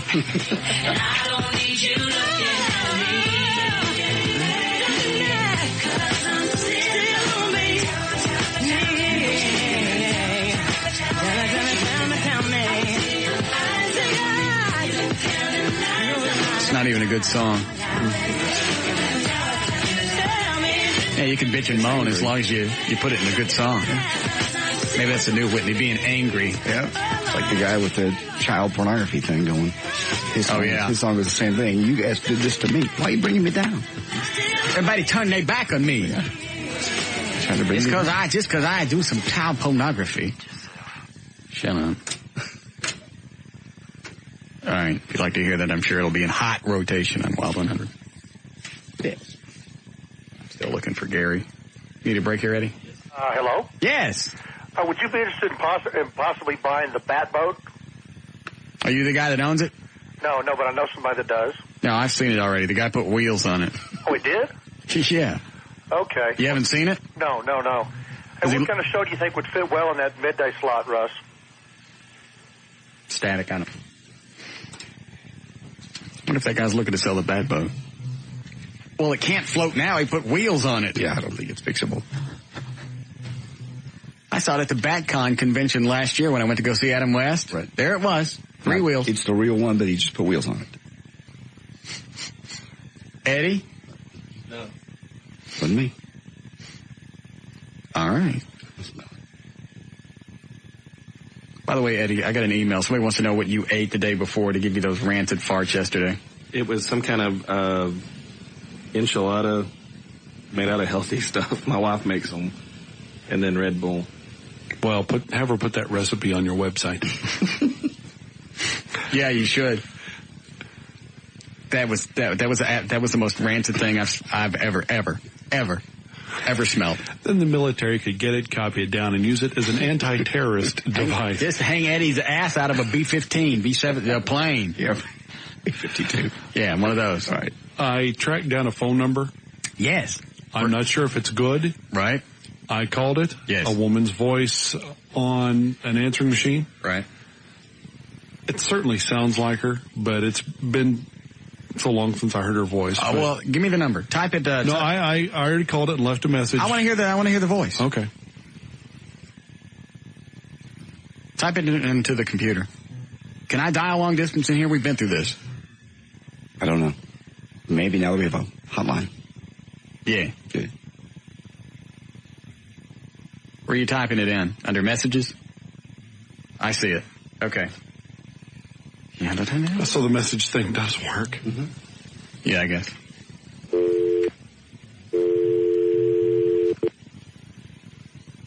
Do I have to dial 9 or not? No, not on these. Okay.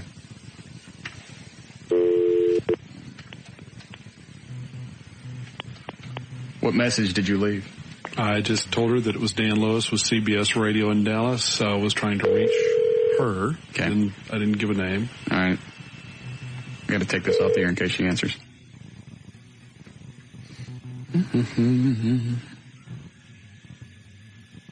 That's her. That's the voice. Very nice. Good work, Dan. Thank you. Man. And she said it's not enough because it's just, I'm not here right now, leave a message. But it's enough to be able to tell that's her. It certainly sounded like her. Very nice. Thank you. Yeah. Now I'm going to erase it from the screen so no one else can find it.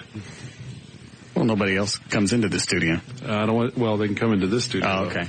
All right. We have to break again, Eddie? I was about to do my Gary song. All right, well, wait.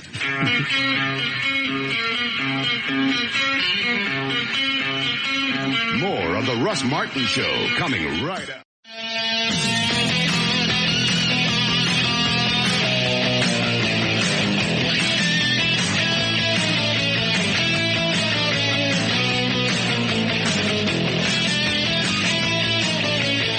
Dan, type that number back into the screen. Okay.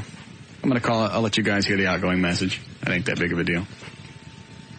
And you can tell me if it sounds like her. How did you decide of the different people that could have been that was the number that was probably her? Well, there's a ton of them that are listed as Heather Thomas. But I found an address for what I think is the right Heather Thomas. Oh, okay. And did a reverse search. I ain't got nothing in here. Try now. Nope.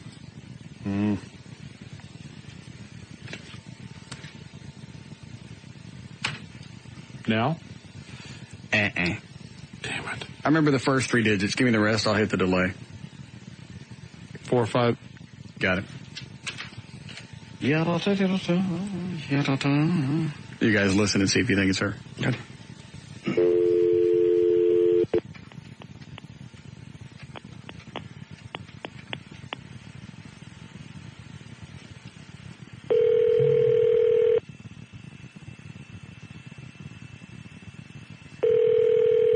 She has a job. It's only like 3 o'clock there in L.A. Hi, I'm not here right now, so leave a message. Thanks. Yeah, sure does sound like her. That message part.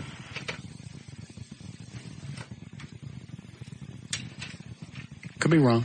Could be. Damn, I hope she didn't get all dried up. Somebody sent me a link to a movie she was in, like 1990, some kind of vampire movie where she kind of gets naked. Yeah. She's already starting to age there. Cocaine and time, I guess. Whip her ass. All right. There's my Gary song. Still haven't heard from Gary today. I hope he's okay. He's fine. Dan, when was the last time you called Gary's house to see if his mama answered? I can call right now. Yeah.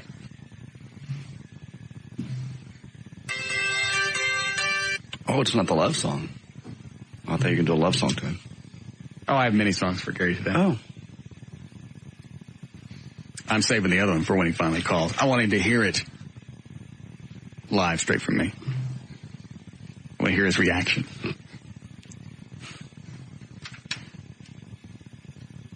Mm-hmm. It's the last time we did news. About 45 minutes ago. Right at straight at 5. 5:02. We'll do it again here in a second. Okay. Any answer? Just ringing?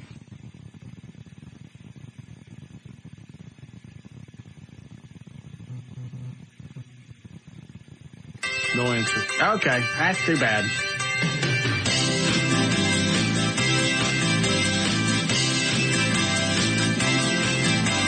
Up one morning, puckered from pee, covered in yellow, I look Japanese. Hey, hey, hey, I pee in my sleep. I need someone to buy me new sheets, because my mother really hates me.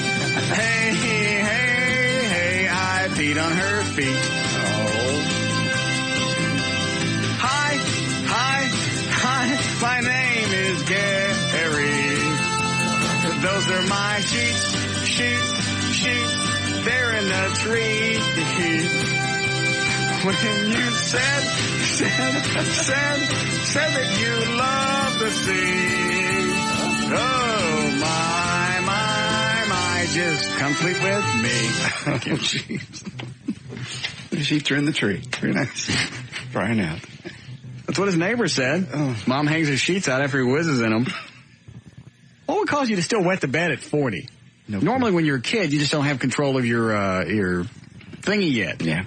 At 40, you got to be doing it for grins. For joy. Feder would know. Being a urologist. Oh, that's true. He would know. Maybe we could get Gary some help. Possibly. It's very sad that at 40 years old, he still wets the bed.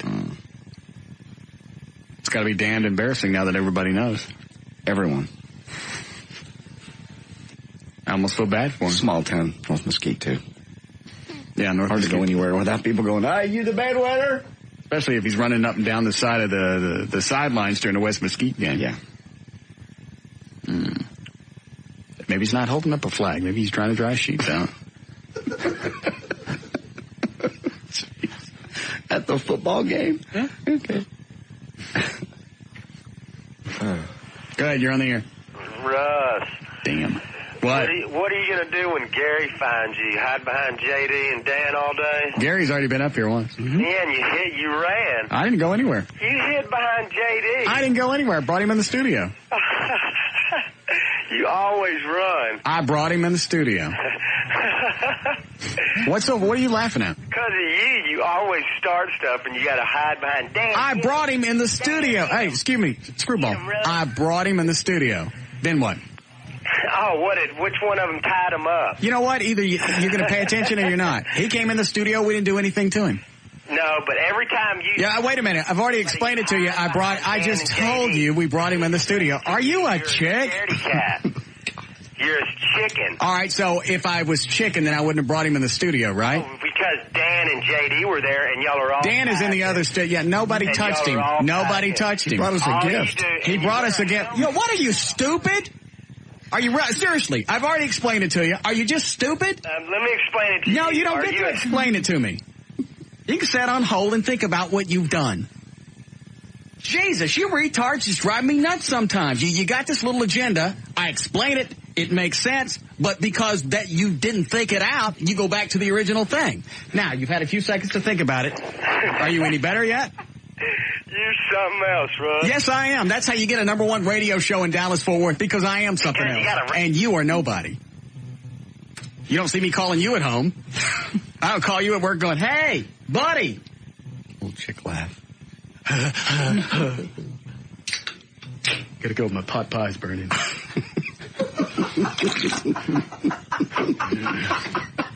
Oh, God.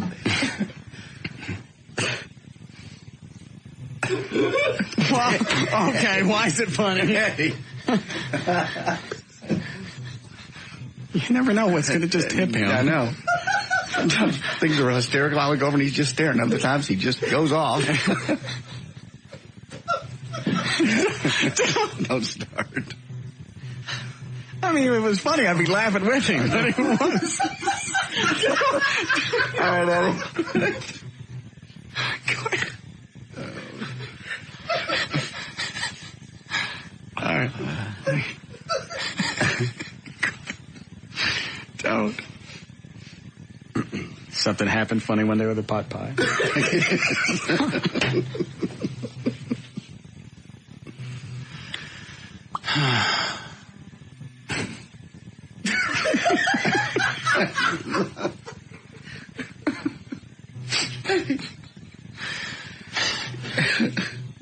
Okay, we can do news now. Okay. She loved the news music. Thank you.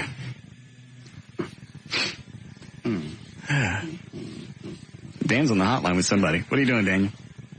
I'm talking to a counselor center. Oh, okay.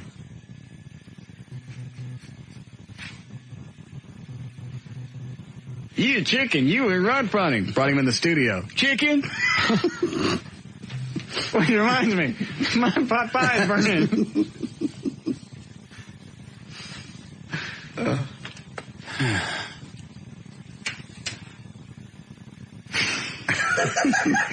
Stop it. Okay. I think what's funny is it's not funny, but he's laughing at it, which makes it funny. Makes me laugh. All right, here we go. Okay.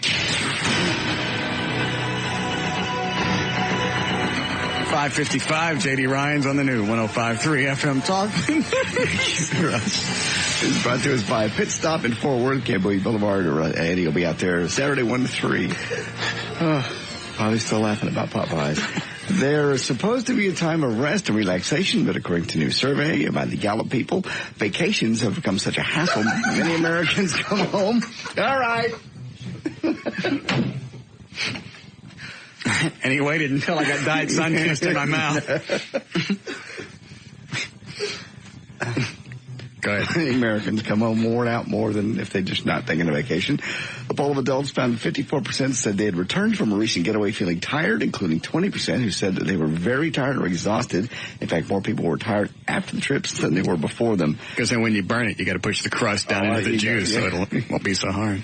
Yeah, crust on the bottom. The crust on the bottom never burns. It's one on the top. Go ahead. Everybody with jobs, 36% said they had to work harder or stay later at work before the trip, so they hated vacations. Game show host Bob Barker had surgery yesterday to ease discomfort from an enlarged prostate. The procedure went exactly as planned without complications. Barker, the longtime host of The Price is Right, was to remain in hospital for a couple days for observation before returning to L.A. George Michael has offered us some fantastic insight into how gay monogamy works. Apparently, it's 100% emotional and 0% physical. George has been committed in a committed relationship with Kenny Goss, like I said, is for about 6 years now. That's not the relationship I want with Gary. I want monogamous. You want totally monogamous? Emotional and physical. Really? Just me and Gary. He's enough man for anybody.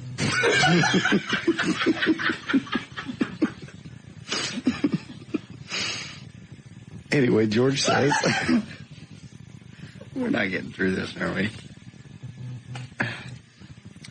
George says we have a great relationship and we love each other dearly. But like a lot of gay couples in long-term relationships, we are not monogamous, either of us. If it's not open at all in any emotional sense, it's just purely physical. All right.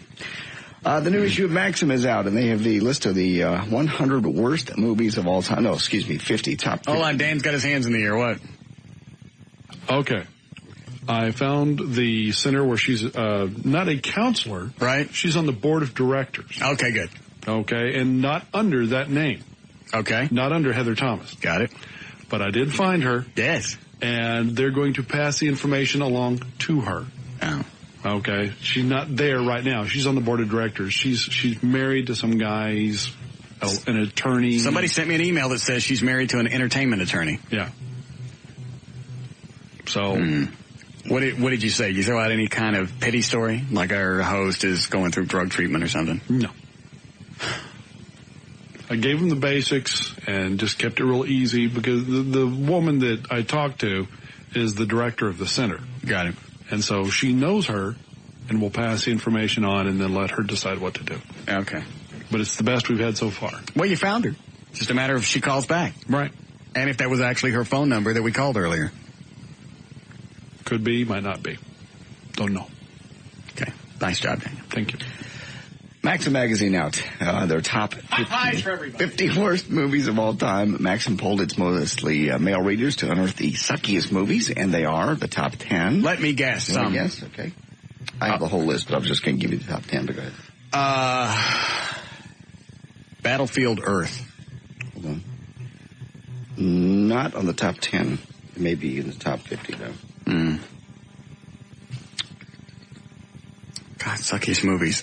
In the top 10 is one of them like a Kevin Costner movie. Why? Oh, that could be any number of Kevin Costner movies. Yes. All right, I will take... Oh, man, that's a rough one between Waterworld and The Postman. Yeah. I'll go with Waterworld. Nope. I'll go with Postman. Postman number 6. I've seen them both, and they were both horrible. Was Postman as long as Waterworld? Longer and much worse. They took a really good book and basically tore all the pages out and kept the title. All right, let's see. Eddie, you got a guess?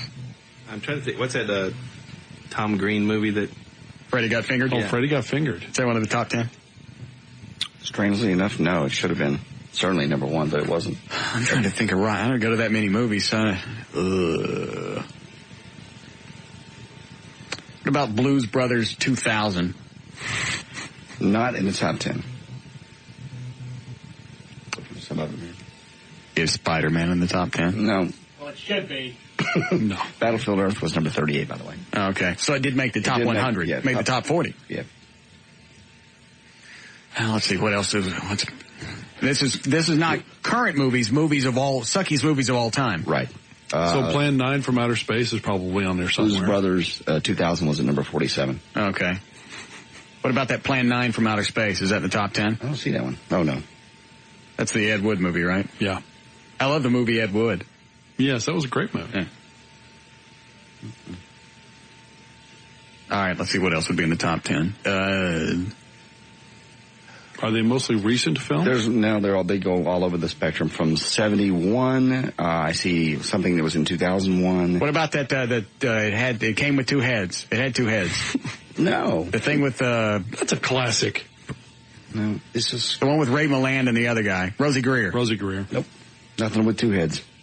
Damn, that was a great movie too.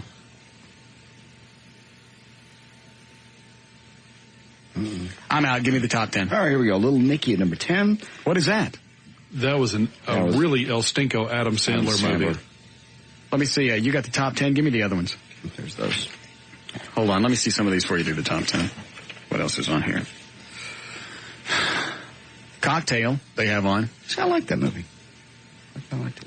Well, there were certain scenes in the movie that became famous, but the movie overall pretty much stunk. Yeah. These are movie critics. These are guys that read Maxim. Well, that's really who I go to. Just normal guys. It's the movie critics that try and read too much into whatever. Postman, let's see. Psycho, the one that came out in 98. Yeah, that one blew. Dune. God, I remember seeing Dune in like 84, 85. Yeah. And about an hour and a half into it, I looked at the guy I went with. I went, is this almost done? He goes, oh, no. That was horrible. Yeah. They had planned on making a bunch of those. Of the Dunes? Yeah. What Frank Herbert wrote, I don't know how many Dune books. It was originally a trilogy, and then they just started stretching it out. What was up with the scene with this chick popping this guy's zits on his face? Ugh. And they eat they had this little, what are the drinks the kids have now? You stick the straw in. Juicy juice. Is that what it is? Yeah. Little box and you put the straw juice through. boxes. Yeah. They had something like that, but it had like a little live bug in it. You'd squish it and then stick a straw in and drink it. Ooh. That was disgusting. What else is in here? Godzilla 98. Oh, Clam Bake, Elvis movie. Featured the song Do the Clam. What else? I don't have all. Oh, it's the top 50. Yeah, 50. I thought you said 100. No, 50. No. Can't Stop the Music. That was number 50. That was the Village People. Yes. Oh, the Julia Roberts, the Brockovich movie. That was they put that at 48. I didn't see it. I thought it was pretty good, actually. I liked it. Battle for the Planet of the Apes, 73. I don't care. Sound of Music, good. Soul Man with C. Thomas Howell. I bet he's in one of those clinics with Arthur Thomas. Battlefield Earth, Speed 2. That one blew. Cobra. Oh, that was Stallone. Ah, yes, I remember. Didn't he drive a Cobra or something like that? No, it was his nickname. He had it on his gun. Oh, good. Xanadu, Howard the Duck, yeah. Dune, the last movie, Thin Red Line, Moulin Rouge. That was a bizarre film. Either loved it or hated it. Okay, you can do the top 10 now. Number 10, Little Nicky. Number 9, When Harry Got Mail in Seattle, which is pretty much anything that's Meg Ryan in it. They don't like it. Number 9, It's Pat, the movie, was number 8. The English Patient, which I never saw, was number 7. I thought that was a critically acclaimed movie. It was. I think it won some Academy Awards. Did you see it, Dan? I've seen parts of it, but it's 100% chick flick. Yeah. Oh, well, that's why these guys didn't like it then. Yeah. The Postman, number 6. Oh, you know what should be in here is that the movie was a bunch of Chinese or Japanese chicks. It's some kind of club. I had to watch that with a girl one time. The Joy Luck Club. Oh, Jesus. I had to sit there and watch that whole damn thing with a chick I was going out with just to get in her pants. What Women Want, remember that one? Yeah, so I had Mel to. Gibson, yeah. I had to watch that one with L.A. What a whip. She came over to the house the first time. We watched that, then go to bed. I had to watch all of it. That movie was touching. Now, let's go. Yeah. That's a lovely chick flick. Now, why don't you, my nasty? Whatever gets her in the mood. Number 5, Staying Alive, which I guess the sequel to Saturday Night Fever. Yeah. Armageddon was number 4. I like that movie. Patch Adams, number 3. Armageddon was Bruce Willis? Yeah. Wasn't that the big... No, yeah, but it was pretty much a piece of crap. Armageddon? Yeah, that was Bruce Willis. Yeah. With Ben Affleck and Steven Tyler's daughter. Liv Tyler. Yeah. Cute little bitch. Patch Adams was number 3. Steel Magnolias, number 2. And the number 1 worst movie of all time, Batman and Robin. Is that the one with... George Clooney and... is that where the one where his nipples glowed in the dark or whatever? Yeah. Batman and Robin. Yeah. Number 1. They should have stopped after the second one. And the second one was pushing it. Yep. There you go. News brought to us by Pit Stop. And Eddie's going to be out there, 7321 Camboy Boulevard. It'll be this Saturday with all kinds of good stuff to give you. It's Altamir in Fort Worth. Also, we'll be accepting donations for the flood victims. If you get it, you'll get a discount if you bring some canned foods or clothes or whatever. Eddie, once again, Saturday 1 to 3. I'm J.D. Ryan on the Talk That Rocks Texas, the new 105.3 FM Talk. More of the Russ Martin Show coming right up. Call Russ now at 214-787-1053. How many people do we normally do when we do Zubmondo? 4? 4. Hey, Dan, line up, we have to run that before traffic. Of course we do. Line up 4 people for Zabmondo. We have something to give away? Hold on. Yeah, we have stuff to give away. No problem. All right. Gotta do traffic first.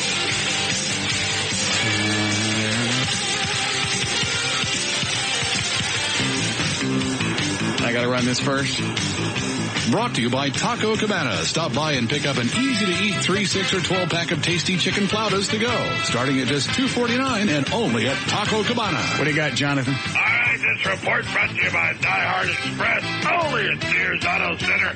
Get America's most preferred battery installed in 30 minutes or less. Guaranteed. Sears. Where else? In Irving, westbound, 183 just before county line. The right lane's blocked by an accident. One vehicle on its side got delays back to Beltline. Also causing delays the other direction just from onlookers. 635 eastbound at Middle Road. Stalled vehicle causing a brief slowdown. Southbound, I-35, Stevens and Beltline. There's a stalled truck blocking the HOV lane. That's causing a slowdown to 190 at the George Bush. And finally, I-35 northbound at the 121 bypass. Center lane's blocked by 2 vehicle accidents and also causing a heavy delay. This report brought to you by Carfax. Are you in the market for a used car? Don't get stuck with a lemon. Go to Carfax.com. CARFAX.com. That's traffic. I'm Jonathan Dodge. And the new 105.3 FM. White. Lightning. All right, thank you, Jonathan. Here we go. Most of the showers right now north of they're pretty much up in Oklahoma, but we could have some developing. There was one just northeast of Allen a little bit ago. It's gone away, so basically scattered storms popping up this evening. Same thing tomorrow afternoon. 73 for the low. Should be a little cooler tomorrow. 89 for the high. We're at 95 degrees currently at the Talk that rocks Texas. The new 105.3 FM Talk. I wrote another sonnet for Gary, and I lost it. Oh, look, I saw you looking for it. I was trying to stretch. I just had it. It was just effing right here. Not in front of you, it's not it? Is that it? No. What did I tell you? Questions.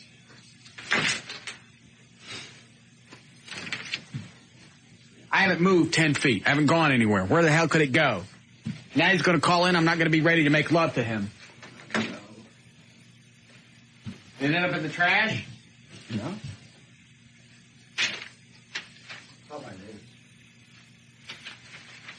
I'll be damned. All right, Gary, don't call it today. I lost your love sonnet. I don't know how you do that. I don't know, but it pisses me the F off. You don't move. Is that it? Is it covered That's it. Orange? How did it get in the trash? I don't know. Covered in orange soda. All right, Gary, you can call in now.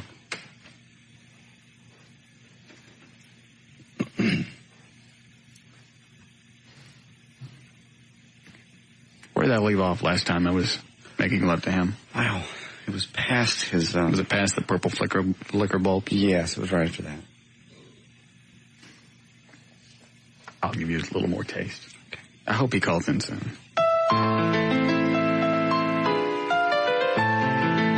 All right, I lost the Zabmondo questions.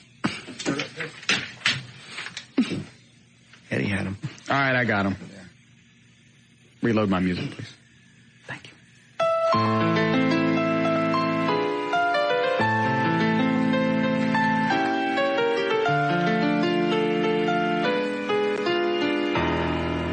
I'll pick up where I have him lying on his back. Oh. My Gary.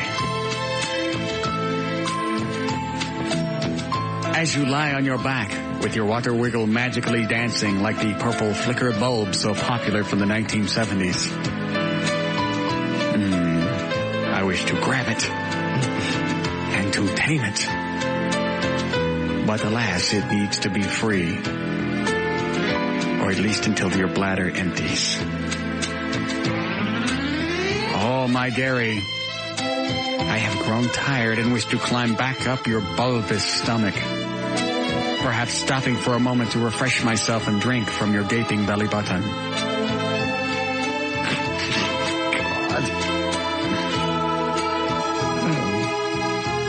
I will rest my head for a while in the valley of your hairy, large, drooping bosoms.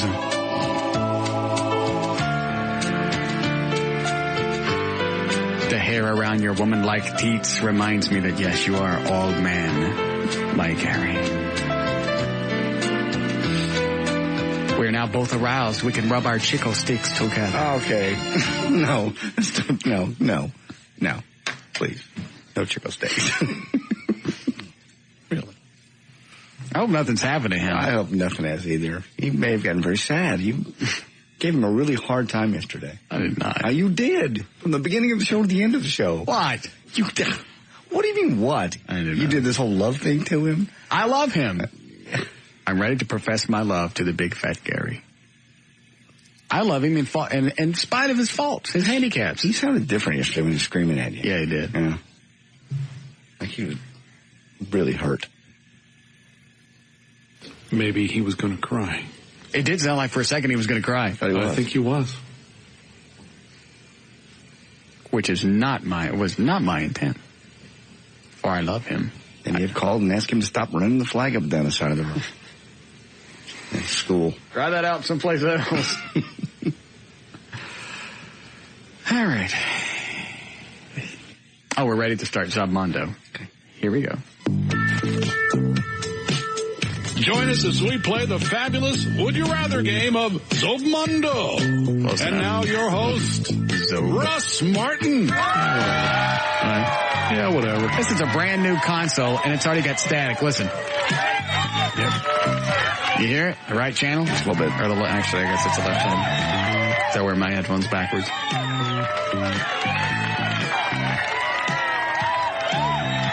Do what, Eddie? We usually just use 2 contestants. Why? I don't know. We can do as many as we want. Okay. It's not going to create a problem, is it? Whoever gets the most? Let's say tie. Oh, no, not that. Somebody get Seedlick on the phone. Our games don't end in ties. Okay. We hang up and we start over. Just like they should do at the All-Star game or whatever the hell that was. All right, let's get our contestants on the phone. Let's see. Doug, welcome to the show. What do you do? I'm an applications developer. Okay. And let's see. Actually, we don't have to get everybody on the phone all at once. We'll do it one at a time. And whoever has the most points at the end wins. Okay. Well, you're up on deck, Doug. You ready? Yes, sir. All right. You're going to have to decide which way we would go on some of these situations. Understood. All right. Here we go. First one. Would you rather have eyeballs the size of golf balls or teeth the size of computer keys? Everyone think. And decide.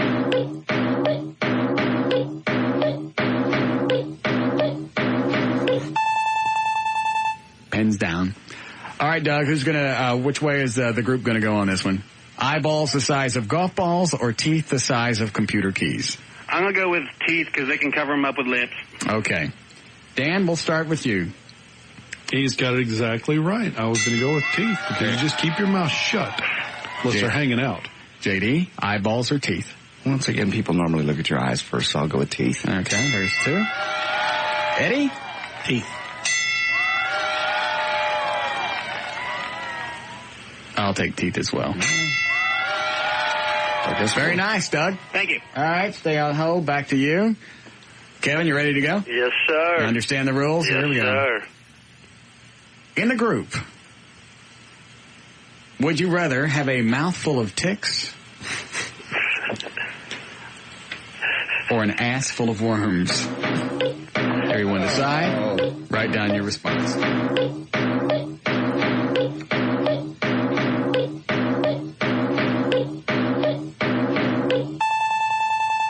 Pens down. Here we go. All right, Kevin, which one's it going to be? Full of worms. Butt full of worms.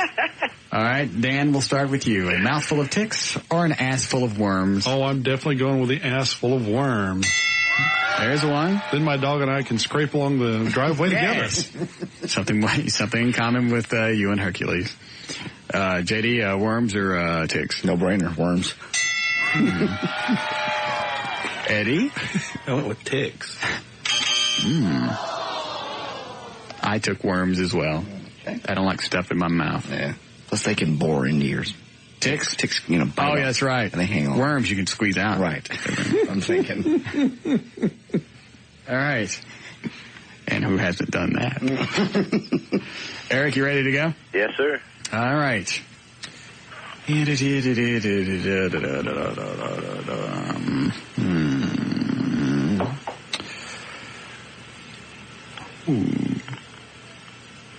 Would you rather eat a cup of rat tongue pate or a cup of blended spider legs with lemon juice? Write your response. A cup of rat tongue pate or a cup of blended spider legs with lemon juice. Dan, this game, can you still get this at Target? You can get a lot of different game stores and discount stores, yes. Okay. In fact, they've got expansion packs for it now. For Zabmondo? Mm-hmm. Oh, we gotta get the bigger thing then. Yeah. All right, time's up, hands down. All right, Eric, which way is it gonna be? Spider legs with lemon juice. All right. Dan, once again, starting with you. Oh, I definitely went with these spider legs. How come? Just because. I mean, at least it's an insect. You can grind it up, put it in the lemon juice. It's not going to kill. Well, rat tongue pate would be. Yeah, but rat tongue. Rat's just a diseased, nasty, creepy animal. I got no problem with spiders. Rats may taste like pumpkin pie. All right, sorry. No. Okay. All right, so there's one. JD, the rat or the spiders? Rats are just diseased little nasty things. Spiders, and some people actually do eat insects, so I'll go with spiders. There's two. Eddie? Spiders. Yeah, I'd eat the spiders. There's four. We may have to call this in the 11th inning. Close. No, that's okay. Okay. For you forget. Oh, yeah. We still have that option. I forgot. All right, Ben, here we go. You set? You bet. All right, let me see. Let me find a good one here.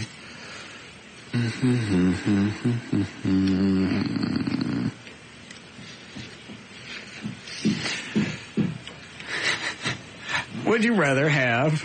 Oh, it's going to be good. No nipples or 4 nipples?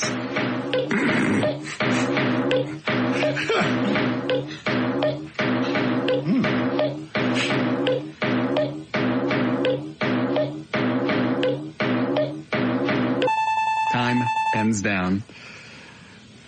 All right, Ben, what's it going to be? 4 nipples. All right. Dan, starting with you. Oh, man, definitely the 4 nipples. I mean, if 2 nipples is this much fun, why not go for 4? He did say 4 nipples, right? Yes. Yeah. Okay. Yes. JD? I have to agree. At least that way it's funny. Eddie? I said no nipples. I said no nipples as well. Okay. All right, so we have a tie between Two players. Eric and Doug. All right. 4 each. Okay. Ready to go, Doug? Yes, sir. Okay. We're into round 2. Round 2 of Zapmondo. See, round 2 is just for Eric and Doug then, right? Yeah, the other 2 guys can hang up. Okay.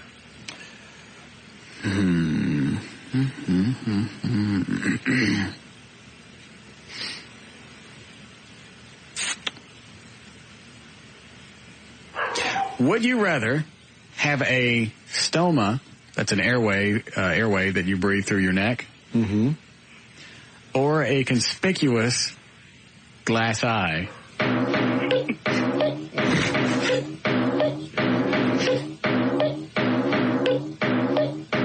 See, with this show, we get a choice. Craddock had it thrown on him. Yeah. Time pens down. All right, what do you go with, Doug? The stoma, because you don't want to look like Craddock. Yeah, good point. All right, Dan, where are you going? No, I'd go with the glass eye because at least that's something you could take out and play with. Have a little fun with it, you know. Okay. Maybe change it from time to time. Got it. JD? I think the airway's going to spook more people than the eye, so I'm going to go with the eye. I forgot what did the guy on the phone say. The airway. The airway. Okay. One airway. No? Eddie? I said the airway. The guy, okay, there's one. That's one. I'm going with the glass eye. You could at least wear shades and cover it up. That's what I was thinking. Sunglasses or whatever. That tube thing in your neck, that's nasty. You get Yeah, but you get the voice box. Yeah, that's true. It's even worse. But you got to put your finger over it to talk. Okay. So, Doug got how many on that one? It's 5. He got a total of 1 that time, so he has 5. 5, all right. And who was the other one? Eric. All right. You said Eric? Yes, sir. Okay. 1 to tie, 2 to win.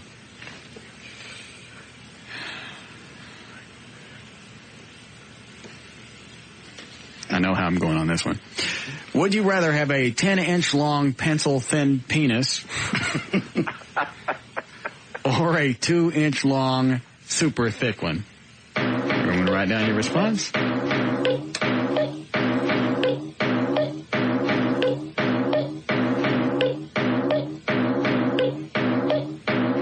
10-inch long pencil-thin penis or a 2-inch long super thick one. Pens down. Here we go. All right, Eric, which one? 2-inch long, super thick. All right. The tuna can one? Yes. Yeah. Okay. Dan, which one? The experts say time and time again that it is not length but girth that turn women on. Right. So I'm going with a 2-inch thickie. All right, there's one. JD? Got to go with the tuna can. Another one? Eddie? Oh, yeah. Yeah. And, of course, my decision was already made for me.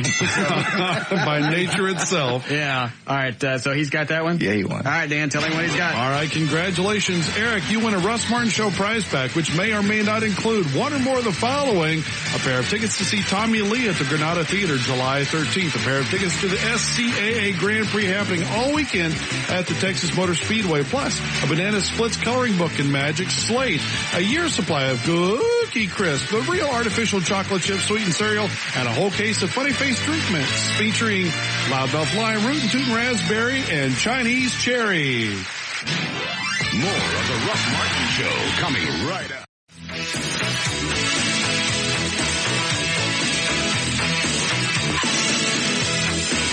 That's a nice edit. Yeah. I remember hearing that before. Eddie, make a note of that one. Tell David he missed one. There it is again. Same exact bad edit. Maybe did that one for your entertainment. Worked. Nah, David's really good. Somebody else must have done that. David never does those. Load that again.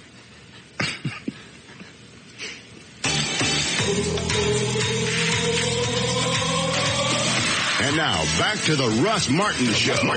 On the Talk. Only idea is for you not to even notice the edit was there. 105.3 FM Talk.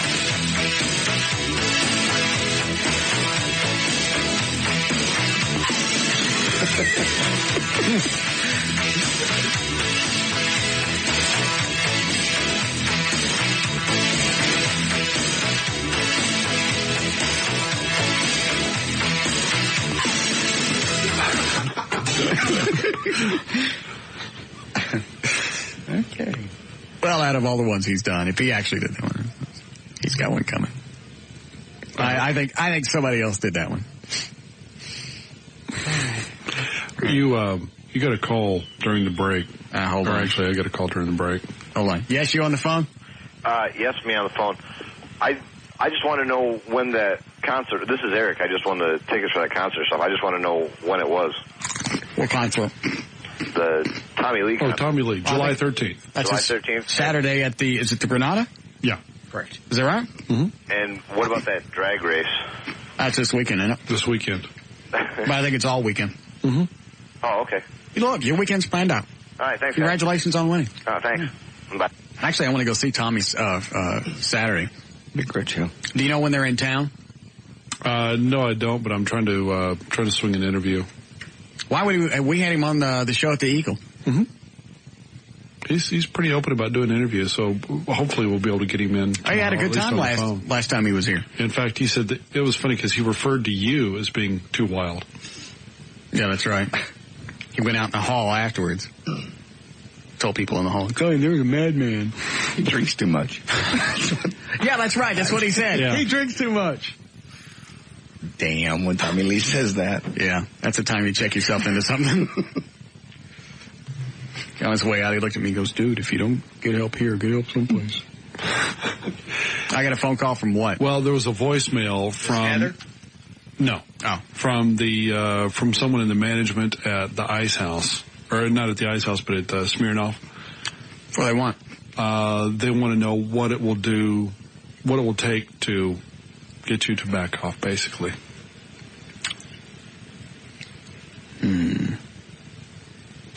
Russ Martin Music Complex. They may not go that far. I don't know. I'm pretty pissed. All I know is I go to the Ice House expecting to have a grand time at the Barry Manilow concert. I'm going to meet some chicks inside the Ice House. Mm-hmm. They thought I said, which I never did. They thought I said something untoward about the Ice House. Wouldn't even let me in. Embarrassed me in front of me, everyone standing there, and all the people in my posse. We were turned away. How many in your posse again? Well, I've discussed this already. There's no reason to cover it again. You know the answer, so there's no reason to ask.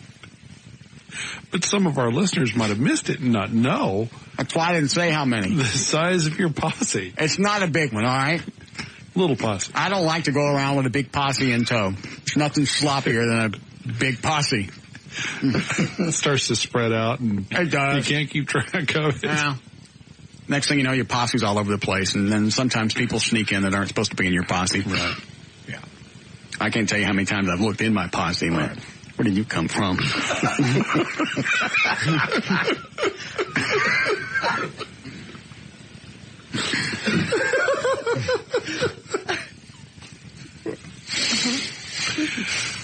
Okay.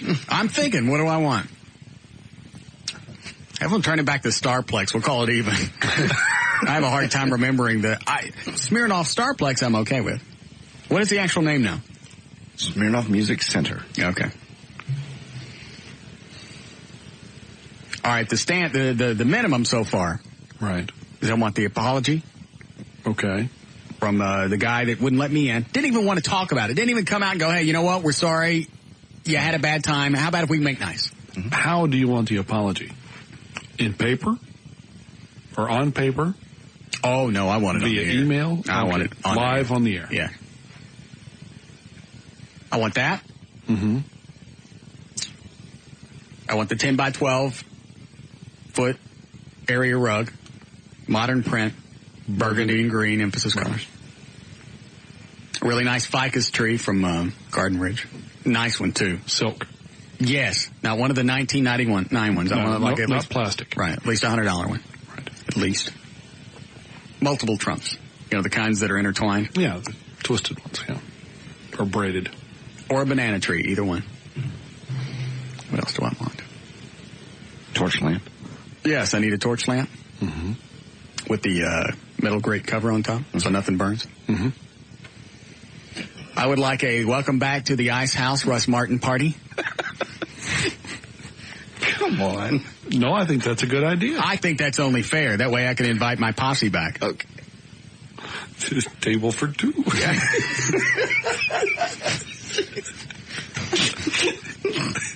Don't take up too much space.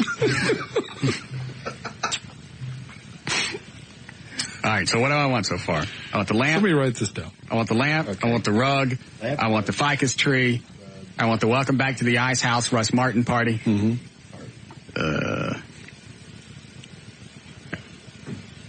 Do we drink free when we get inside? Yes, and in fact, I actually want them to raise the price of drinks, so when they give them to us free, we feel like we're getting more. Okay, free drink. I'll need some time to think over it. This is a very big decision, and I don't want to rush and possibly forget something. Oh, and I'd like a painting for my office by Monet. Claude Monet. What did I say? Mm-hmm. Monet.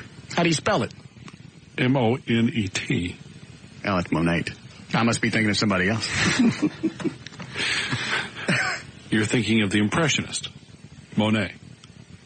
Now, if I was going to get a painting from an Impressionist, I'd do Rich Little. Oh, God. Okay. You can't write sitcoms this bad. All right, so what do I have so far? So far, we have a lamp, we have the rug, we have the tree, we have the party, we have the free drinks at the party.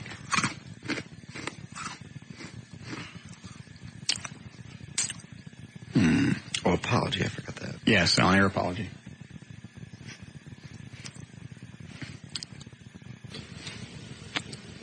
4 with crust on the top and the bottom pot pies. So 4 good pot pies. Yes, not the cheap ones. They're like, 39 cents at, No. Swanson Hungry Man. Yes. Crust on the top and the what bottom. flavor? I like chicken. What do you like? Chicken? Chicken all around. Oh, yes, chicken. Chicken pot pies. I'll think about the rest overnight. Okay. But those are the minimum. I think this is pretty good. Anything, guys, you guys can think of? Mm-mm. Nope. Do we get VIP cards to the ice house? What good do they do? They don't let you in. They won't let us in. I still got one. Lifetime. Yeah. A no turn away pass. Yeah, I could get in no matter what. Okay. Even if I'm bringing in a yak. Or no turn away passes. Yes. Gold in color. Platinum print. Helvetica font. Thank you. Perhaps the listeners have some ideas? Yes? Tell him he should ask for the Marie Callender's pot pies. Are those the, oh yeah, you know what? She's right. Okay. Those are much better. What's it called again? Marie Callender's? Yeah, she's right. Those are really good. Those are nice. Thank you. Yes, hello. Hello? We have to break again. Buddy? Yeah, go ahead. I'm not buying your posse story. I think it's fishy, buddy. Thanks. Hello? Hello. Yes. Russ? Yes, sir. Just seeing if, did you ever get your pointy hat No. from your contract? No, we got busy, moved, and I forgot. Okay. Well, actually, we got the first batch, and they were wrong. Because they were rounded at the top, and it was the wrong font. And you know what? If you got a hat and it's rounded at the top, what is it not? Okay, I thought maybe you get that from the ice house. Hey, one other question. Yeah. I missed the end of your show yesterday. So did Whatever I. happened with Gary? I mean, I know he was threatening to come up there, and I don't want to say threatening, but you're telling him not to come up there because Eddie would take care of him, but I missed the end of the show. Whatever happened? He never called. In fact, he hasn't called at all today. Is that right? I miss him. I do. I know you love him. I do love my Gary. Okay, man, I thought I'd just bring in the pointy hat. All right, thanks, sir.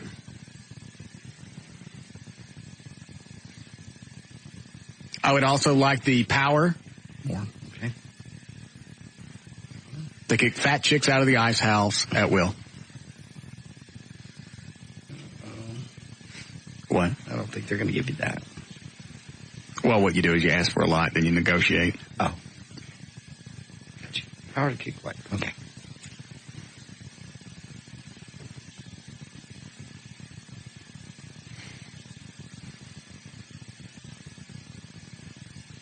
All right, I'm out. Okay. No kind of Hot Wheels track or anything? Anything you didn't get as a boy? Dan, I want the mini bike, the Trail 70, the Honda Trail 70. Okay.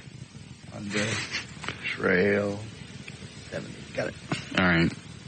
That's enough of this crap. All right. Go ahead and tell them we're working. Call them back. Tell them we're working on our list. Right. We'll have the complete thing done by tomorrow. Okay.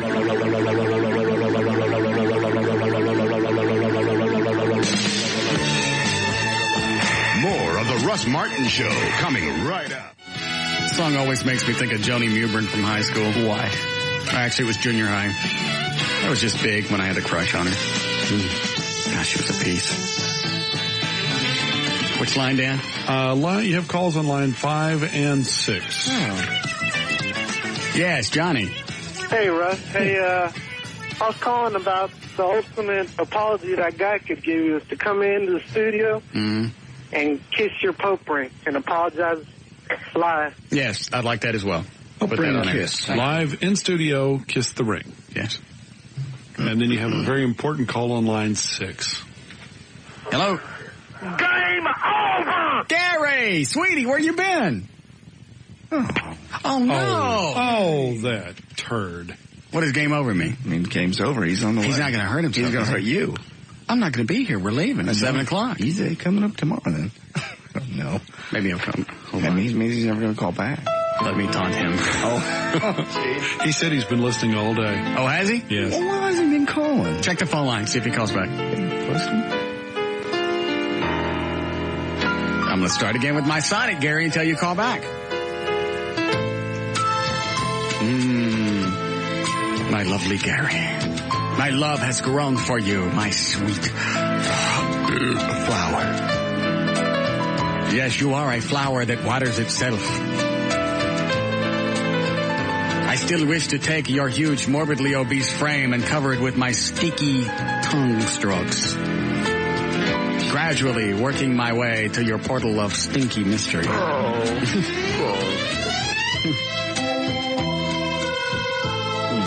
As you lie on your back with your water wiggle magically dancing like the purple flicker bulb so popular from the 1970s, I wish to grab it and tame it. But alas, it needs to be free. At least until your bladder empties.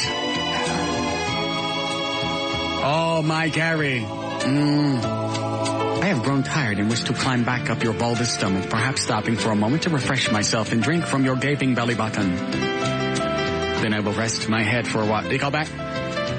Not yet. Damn. Gary. Okay, I'm going to do the whole thing.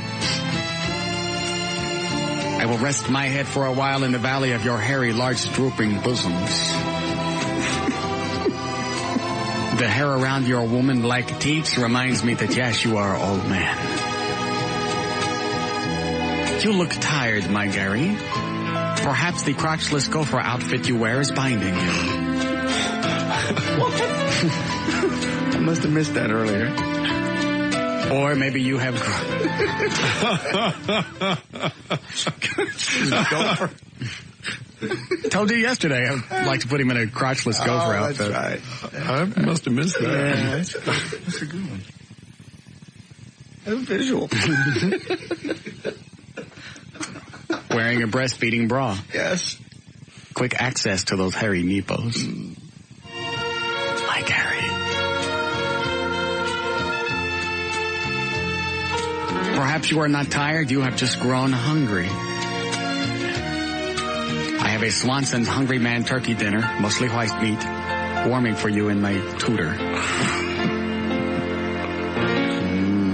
Oh, my Gary. My sweet Gary, my love is more than just words. How do I express my love? I believe Michael Bolton said it best.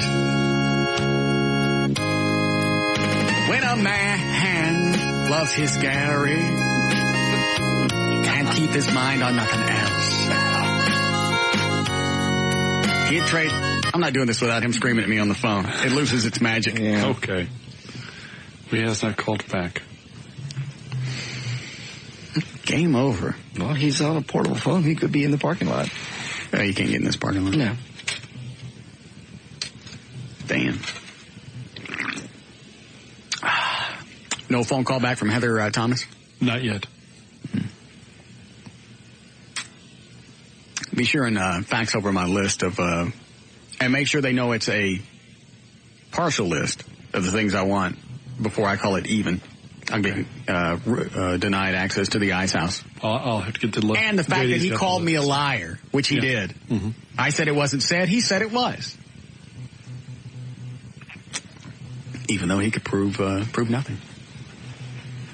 Said reputable people told him that I said it. Right. Unreputable.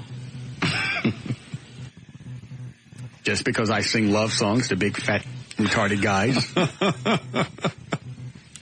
They have no bearing on my reputicity. No, not at all. Thank not you. on that. I want to be monogamous with my Gary. Just he and I. Because as JD said earlier... Mm-hmm. I can't remember what I said. He's man enough for anyone. Oh, yeah.